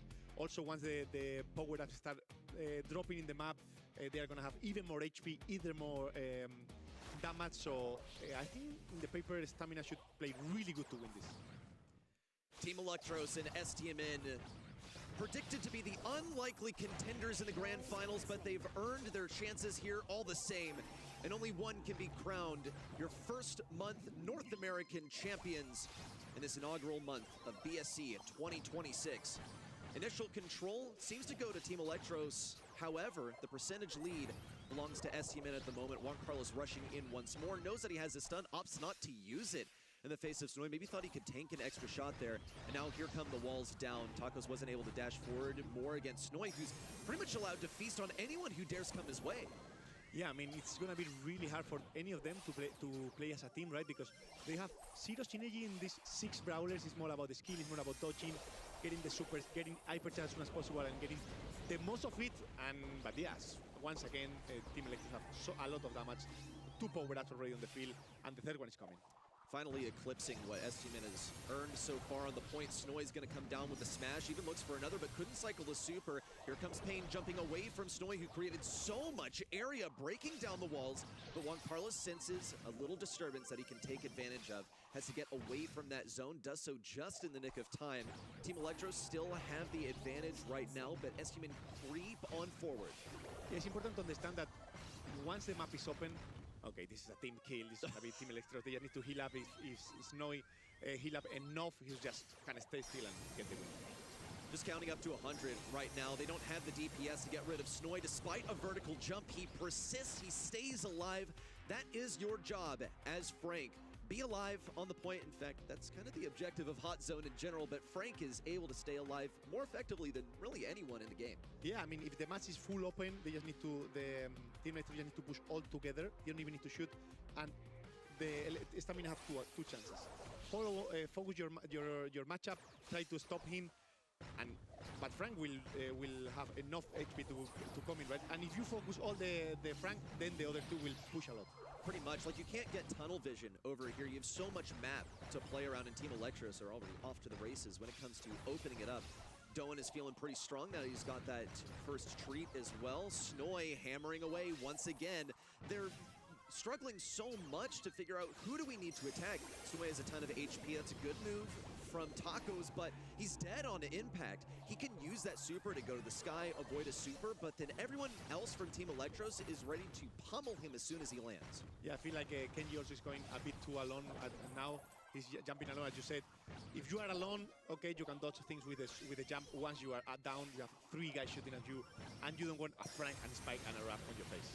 All of the ideas are here. It's just that Team Electros are overcoming them with team synergy, which is something that we kind of criticize them for. We sort of called them 1v1 merchants by their, like, mechanical merchants from their gameplay earlier. But STMN as a team seems to be falling apart in the face of Team Electros. They will get this team wipe, however. Snowy attempts to disrupt things on his own, jumps a little bit thanks to that Mina super, but still stays alive and only gets hit by one of those slashes. Tacos, once again, dead on arrival. As soon as he comes down from that super, he passes. Team Electros now have the control once more. They're advancing beyond 80%. It's the point of no return. Yeah, his last chance for Stamina to jump in. They have dodged the front super. He's gonna get another one. He get the super. He get the kill, and he get the game ready. I just can't believe it. Team Electros just like that. 2 games, 2 wins for TE. It gets them set number 1. Showing up STMN. We really wanted to focus on what worked for STMN. We called it team play. We saw the synergy. And despite the attempts at team play, it simply seemed superior for Team Electros to the way that they were able to isolate the Kenji every single time he jumped up. You knew exactly what was going to happen. It was so telegraphed. Snowy uses a super, Tacos uses his super, and then the rest of Team Electros is ready to take him down as soon as he returns to Earth. Yeah, I think with that last pick of Kenji, if I'm correct, they didn't respect the HP that the Team Electros has, and they didn't have damage enough to take them down. Pretty much. Team Electros, set number 1 already is looking ridiculous, and here are the stats. My goodness. We talked about not respecting the DPS. Well, okay, how about Team Electros even showing up STMN in the DPS department despite being big old damage sponges? The young trio of prodigies takes set number 1 in our grand finals in NA, and a huge surprise to me that Spike, this bowler that has shown up in every single draft, either in the ban or pick phase, has technically done the worst. Just looking at the stats from his whole roster, Ruffs and Frank both way more kills. Yeah, I mean, probably if we had the assistant stats, would be much different. Yeah. But yeah, probably Spike was hitting all around. He'd be doing a lot of damage. Those 2 kills, was 2, right? 2 kills. Those 2 kills, I think it's not fair for him. But yeah, I mean, yes, it's a team game. Doesn't matter who get the kills, you need to get the game. I do want to note a little bit of a fun fact on the side. I checked the scrim rates of both of those teams. Team Electros had the highest screen rates from all of these teams competing in the monthly finals with, I think, around 68%. And then we had on the other side Stamina. How many percentages of their scrims do you think they won? Yeah, I think I remember it being something ridiculously low, like hovering around 40%, was it? 33%. Oh! And specifically into Team Electros, 22%. Oh, that's... But they're in the finals now. So Stamina, just like last year at World Finals, they know when it's time to show up, and they show up big time. Yeah, I mean, as we're going to say, Worlds, they have similar to around something around 30% of win rate, and they did insane. They are not doing insane so far, but I trust they will. I think scrims at this point just don't really matter. Those stats, scrims are there to also try out new comms, and maybe Stamina is just doing that. They try to confuse everyone in their scrims and they get underestimated and they pick completely different in the actual tournament. Scrims matter, but they also don't. I think it's really on us, you know, as professionals working in the space, trying to get some kind of analytical edge for looking at scrims and trying to deduce some sort of information from them. We'll see if that remains consistent. STMN had a ridiculously low win rate against Team Electros in the scrims, and we'll see if this is another scrim between the two, of course, in the grand finals. Yeah, I mean, this map is insane. Layer Cake, Bounty. Now, I knew this map was coming. I was gonna add something like Shade, but we haven't seen it too much. But it's one of the bans, and we see the first pick of Cathay. Always good to grab the blue, always good to make the pressure. Always good to this last moment of the game when you can put the Sandstorm, you can put the dash on them and get those kills. It's a good start for Team Electros. Kaz and Kenji both show up very often on a map like this one. Spike also technically left open once more. So let's see who will pick him up. He might be picked up once more. Pierce, also one of those snipers that is so good on a map like this one. If you do want to go with the thrower, all of them left open, but it's so risky to go with any thrower early on. So maybe it's more of a last pick. If I would go with a thrower here, maybe Tick or Juju would be my picks. They're having to think about what that last pick will be. STMN, that is, they'll go ahead and snag Pierce, as you mentioned, Sunny. I don't think it's possible for Juan Carlos to have an open Pierce and not take it. I've seen him play it so many times. He loves playing these snipers. Of course, then you have Spike coming in. This one was wide open. These are the viable brawlers, but they were also lower on the priority list for Team Electros. They really wanted to get rid of Shade, Rico, Ali. The others were not so important against them, and this is a deliberate choice. They feel pretty comfortable running into these. You don't want to like have Kaze dash into the spike, but it's not a bad interaction to have her dash onto that Pierce. Yeah, I was going to say, you need, as you said, you need to the caster to run away from the spike, so you need something for the spike. So I was expecting something like Willow on the spike, but you need to have the Willow, you need to have a mid that can defend you, right? Because probably that last pick is going to be something that go for that Willow hard, so we need something like RT or maybe Meeple with the stun. I don't know if it's going to be enough, but I think with that Meeple, sorry, I think with that Meeple, they are not going to go for a thrower. Penny is going to be their brawler of choice here from Team Electros. We've seen it quite often today, but more often than I honestly would have expected it to come in. She's obviously very good against Spike, simply because if he dares to put a gadget against her, he's going to die. Okay, so I'm looking at a situation where now STMN, they have to run like a Brock, you know, something to break open the walls, and then you expose the turret that way. Or you have to run a thrower, or if you ignore it, you can just accept that you've lost already. Never mind. Hank. Oh my goodness, yeah, something that can shoot through the walls. I tried to be really reductive here. I didn't think he'd make an appearance, but Hank was pretty much the secret weapon of STMN at the World Finals. It is a much different meta now, but, you know, just trying to draw some parallels over here. They managed to defeat Zeta Division with it, so maybe this is the reckoning. Maybe this is the return of the Hank, and they put this match back on the rails. Hank was also the secret weapon from New Heights Gaming yesterday, Pedro. True. Yeah, I mean, that Hank is I think it was unexpected, but can work really good if you get the lead and the Penny don't have the turret. You can really hold behind the walls, right? You can swap really good. That Cathay just need to run away from both lanes, kinda. So can be really good if you have the lead. Well, here comes Memon, already aggressive on top of Juan Carlos, knows that he's only going to take 4k damage and marks him up, gets some pretty serious damage and a bit of progress towards his next super. We'll see Tacos taken down pretty early. It's a 3-star lead for Team Electros at the moment. They knew they were going to get that blue star with Memon, but they actually opt not to play too defensive. It's good for them to fall back slowly because they need Snowy to sit up high so he can farm up that turret early. Yeah, there is one rule on Bounty, can happen either ladder or competitive. It's like, you can start losing, it's fine. They're gonna get the blue star. Maybe you get the star maybe a bit later, but you cannot be 7-0, right, so early. So that kill, for example, we saw a kill, I think was Taco dying, so unnecessary. It's really important for them not to give too many star lead, so when they need to come back, it's easier for them, right? I agree. And look at that movement also on the left side. You saw Pain tried to cut off Memon, and Memon was able to easily dash through the spike super. It was a complete waste, really. Not a bad idea, and I don't think it's a mistake that STMN will make once more. Memon, again, playing super aggressive on this left side, just begging Pain to try and pinch him. Meanwhile, Pain's actually doing a pretty good job, but here comes Duan on the right side. Needs only one more shot to take down Tacos. Gets through the walls again, and back to safety. Memon with a huge play. It's going to be massive damage onto Juan Carlos. No homing torpedo contact. Memon, just in the nick of time, gets his gadget back to swap and dash back to safety. Yeah, I mean, Team Electro is playing insane. They're waiting for the opportunity when they push a bit so they can punish, and now they punish again. Like, Memon is all around. I remember that he was playing on the left. Now they have last 15 seconds ready.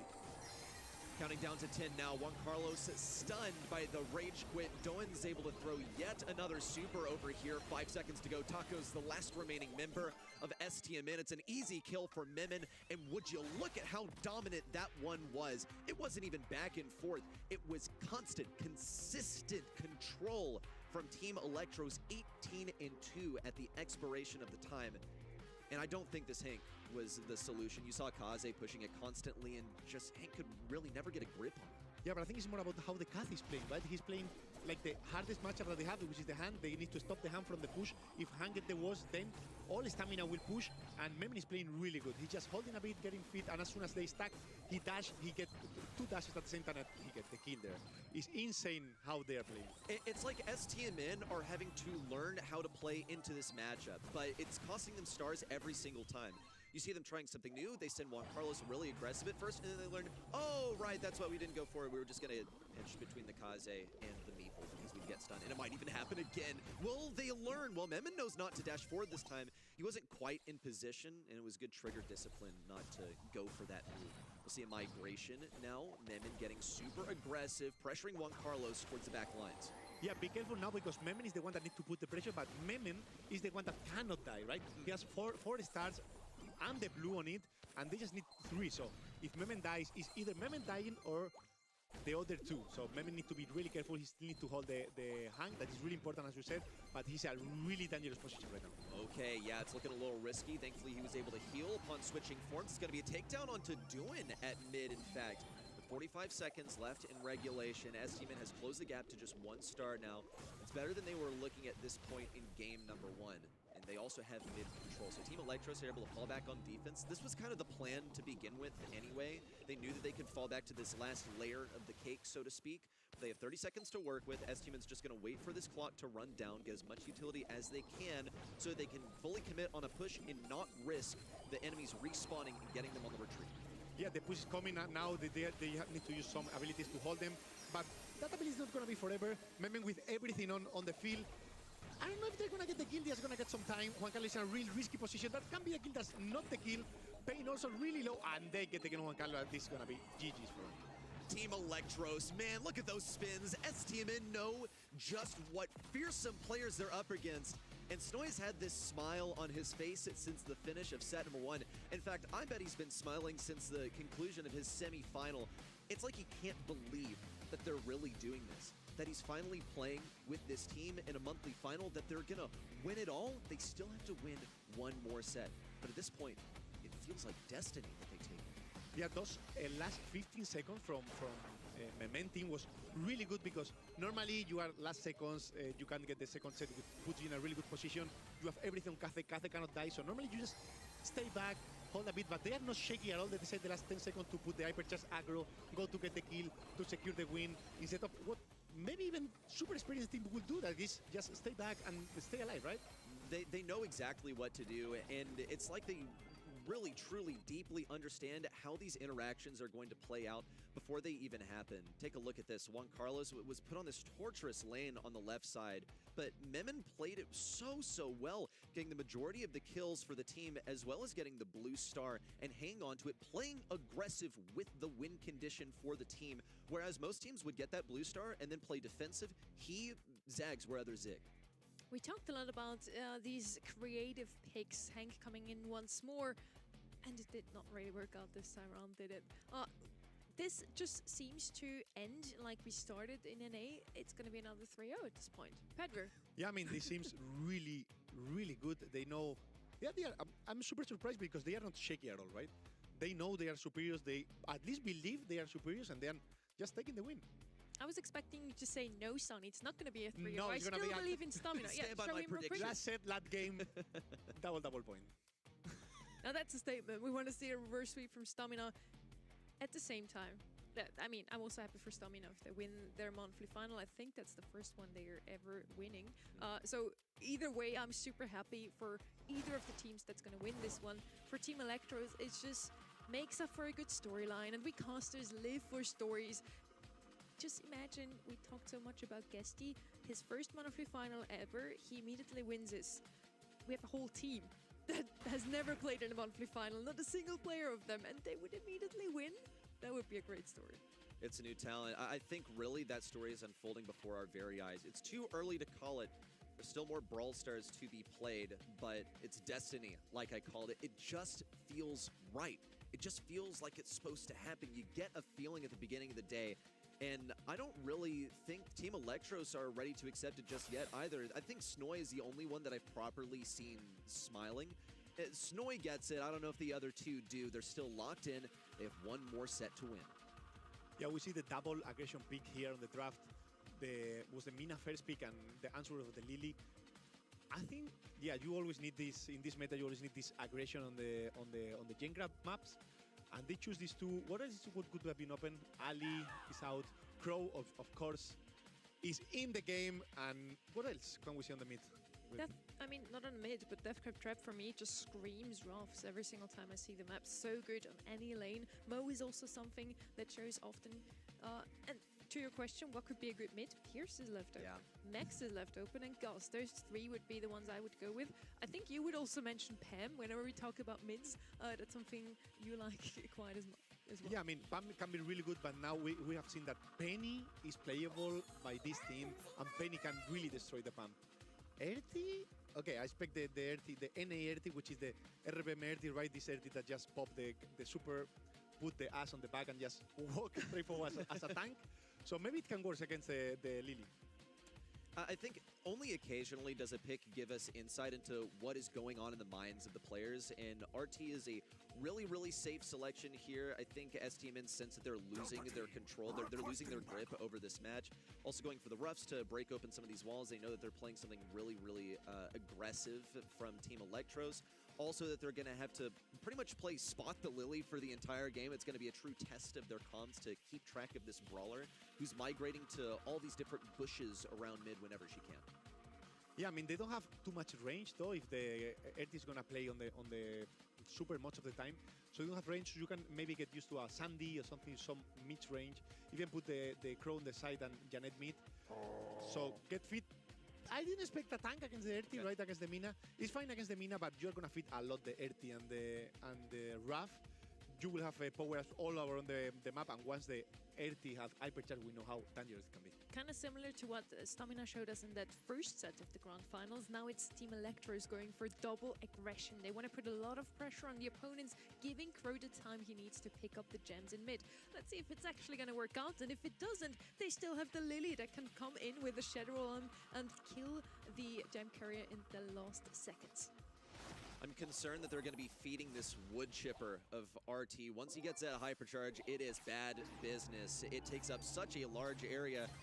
Deathcap Trap looks like the perfect map to get control of mid with the utilization of that hypercharge. We'll see Tacos take aggro really early on. It's like Doan didn't even have a scratch left on him. Memon also aborted exactly when he needed to. Juan Carlos wasn't able to get the takedown, and look how Memon's playing this radius around Juan Carlos. Juan Carlos can't attack him, so Memon's just getting his super and hypercharge for free. They've had to concede ground, but Memon plays this complicated interaction to get Juan Carlos pretty low. Doesn't go his way, however. STMN have a commanding lead so far. Yeah, we see Snowy to have, he's going to have a so bad matchup, he's going to suffer so much, he's still getting the kills, right? But he's going to suffer so much, and his job is just to make time so the other two kids can get the gen, right? So it's all about stamina, being able to pinch enough to get the kills and don't get swapped. Ready. They're getting smacked in the back left corner for now. Snowy and Memon are about to run out of HP. However, Memon gets into the Shadow Realm. Now behind Juan Carlos. Juan Carlos saw it coming. Now Snowy managed to avoid that super from Tacos. Tacos threads the needle. Avoids the hypercharge from Snowy, but still falls. It's fine because Doin dodges this shot from Juan Carlos. He's able to jump away whenever he needs. 2 gems to win it. They need Frank to get back out here, and now they can just play for tempo. Claim the gems that spawn closer to their side, and then make a slow retreat back to their spawn. Yeah, now when Juan Carlos have the hypercharge in the open, it's a bit better for them, right? Because it's easier for them to pinch. But Lily don't care at all. The hypercharge, he get the kill. Juan Carlos is still really low. He can stay alive, and he will probably get the super again, get HP, and then super again to get the ass on the field. I'm not too hopeful now for STMN. If they can keep control here, then they can take this one. But here come the hypercharges. Memon is going to be the first sacrifice. Didn't manage to make an impact there. Doan wants that gem so badly. Snowy's going to have to pick it up. In fact, he's going to have to hold on to all of these gems. Has the HP to make it back, and it looks like Memon should be able to pick up a few. No, he won't be able to get all of them. Oh, nearly gets pain. Has to go into the Shadow Realm, and of course, predictably is following. Doan just doesn't have the HP to get up there. STMN with an incredible recovery. They just got to count down these last 15 seconds. Snowy still makes an attempt at moving towards the back, misses the gadget entirely. Way off the mark. It is going to be an interruption, and now Mina, the most mobile brawler on STMN, will be able to hold these gems, but Team Electros don't seem to really have a way in. Yeah, I mean, it's really hard once the map is open, right? So maybe Frank need to not open in the next game. Wait 1 second, 5 seconds, 3 seconds. Maybe they can get the killer reset. They do it, and they run away with the gems ready. Oh my goodness, it's highway robbery. As soon as it looked like STMN could stop this momentum, Team Electros have an ace up their sleeve. They're still able to mechanic their way to the enemy side. Here come the Blender Blades once more from Juan Carlos. Doan with his back against the wall still has a get-out-of-jail-free card. We're going to match point. Team Electros are running the show. I mean, that was crazy comeback. I think they should not have done it, right? They should have, once the game is open enough, I think Stamina have the win there, so they need to get the gems, get the pinch especially, played really good as a team, because yeah, if not, Electro will get the gems back. I am going to sound like a broken record here, but it feels like STMN tried to challenge something that was already written. It was predestined. Team Electros, could this be the team that puts NA back on the map at the World Finals? STMN gave us a pretty shocking run through the World Finals in 2025. Beyond our showrunners, I would say, in Team Electros, even in month one, seemed like they could bring that same glory back to the North American region. Okay, I mean, Juan Carlos do that really risky move here. He's gonna die anyway. No, he don't. He get the help of Taco to stay alive. They have a really good gem lead now, but yeah, Lily supers are gonna start to come. The map is again really open. I don't know why Team Electros thinks that is the best for them. I think it's not the best. It's easier for Stamina to play as a team to do that pinch on the allies to keep them low or kill them as soon as possible. But I mean, they have their own plan. It's complicated. Team Electros have been doing things their own way all day long. They don't even mind feeding this hypercharge to Juan Carlos. Doin knows that he needs to get away. Look at that TP also. All the way back to safety for Juan Carlos, and he's going to be equipped with this hypercharge once more if he so desires. Here comes a big move in from Taco. Snoy somehow manages to stay alive. It's the assistance from Duin that keeps him on the map. Juan Carlos cannot persist in the face of all of this oppression. Taco's, thanks to that respawn shield, can make it through. But now all these gems are in the clutches of Team Electros. 10 seconds to go and 10 gems in possession. Just got to run this one back nice and safe. The Blender Blades are out. Memin now falls. Tacos can run away. And STMN with the reversal. That's one jump in for Duin, and that's the interruption that they needed. Oh, he missed the hypercharge, Lily. He wanted to finish the game too early. Maybe he just grab the gems, get the countdown back, and win as a normal game, right? Don't try to be the hero. Don't try to win. It is a multi-final on the game right now. They get the kill. They do all... Nice, dead, ready. It's such a close match, but Duin now has 15 gems, and he has the escape. Payne is going to give it his best effort. Memin falls on offense, 10 seconds to go. Snoy with a huge radius of denial, but Taco still makes it through. 5 seconds to go. Juan Carlos is the last hope, but it's just no good. North America, bow down to your new rulers, Team Electros. I mean, the superiors there was insane, right? I think they should have never win that matchup. They did insane. I think it was all about confidence, right? All about, okay, you have the gem. We are 7-2, I think. Don't worry, I have a Lily, I have a Frank with the worst matchup ever. I'm still gonna get the kill. I'm still gonna hit the gadget. I'm still gonna get my very first Monday final. He looked so sad for Juan Carlos. I am covered in goosebumps from head to toe. Please, what were those two photo finishes in these two gem grab games? I think the last 40 seconds of both of those we should actually clip and show again. It was a back and forth. We had so many resets, both teams playing out of their minds. And in the end, it's a 3 or 4 Electros. Once again, it doesn't really mirror how close this last set was. I want to ask of Team Electros, like, was this your strategy here? Do you know it was going to go back and forth so much that you would eventually end up on top? I mean, how often do you see this? It is the raw aggression that these guys offer. They run it down, but not quite with like a run it down meta. This isn't the hypercharge meta. This isn't the Ollie hypercharge that we are accustomed to from last year. They get it done. They heist gens from the enemy side. It's like there's no tradition of Brawl Stars that can get in their way. We're ending this month with this gem grab set. This, for me, is the highlight of the month, honestly. Such a back and forth. I was, like, sitting down, standing up again, sitting down again. Goosebumps everywhere. It's crazy. When Carlos and Memin with the most kills. What does that tell us, Pedro? I mean, that tells us that it's all about the objectives, right? Obviously, in this last map, Electro was not controlling, as we have seen before, but they were able to get the gems, drop the gems so many times, do the comeback like 3-4 times in the whole set. Yeah. And was insane. Ready, you as an American, how are you feeling seeing such a young team blazing through the scene?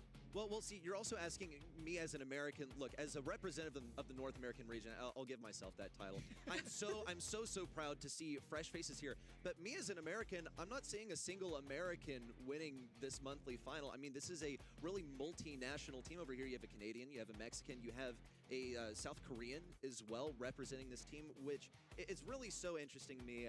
I think as an American, it's wonderful that we have such a multicultural country. We have such a multicultural continent as well. So some new countries running the show. Do you think they're just going to be as scary also in international tournaments? I think they're going to be pretty scary. I think they, have good reasons to be scared themselves also because they haven't made it to this stage. We have talked about this all day long. What is their experience in Brawl Stars? It's online tournaments. We have not seen them in LAN yet. But if they keep on putting on a clinic like this, we may just see them be our North American representatives at the World Cup.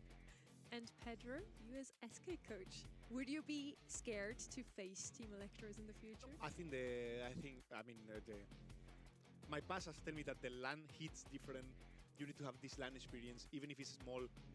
Just the first match you get on the stage is game changer for you. So is it true some players just hit up on the hit and play much better, but a 3-man roster like full rookies hit completely different? I think they should test themselves before, even if it's in a small tournament, before jumping to the intercontinental world.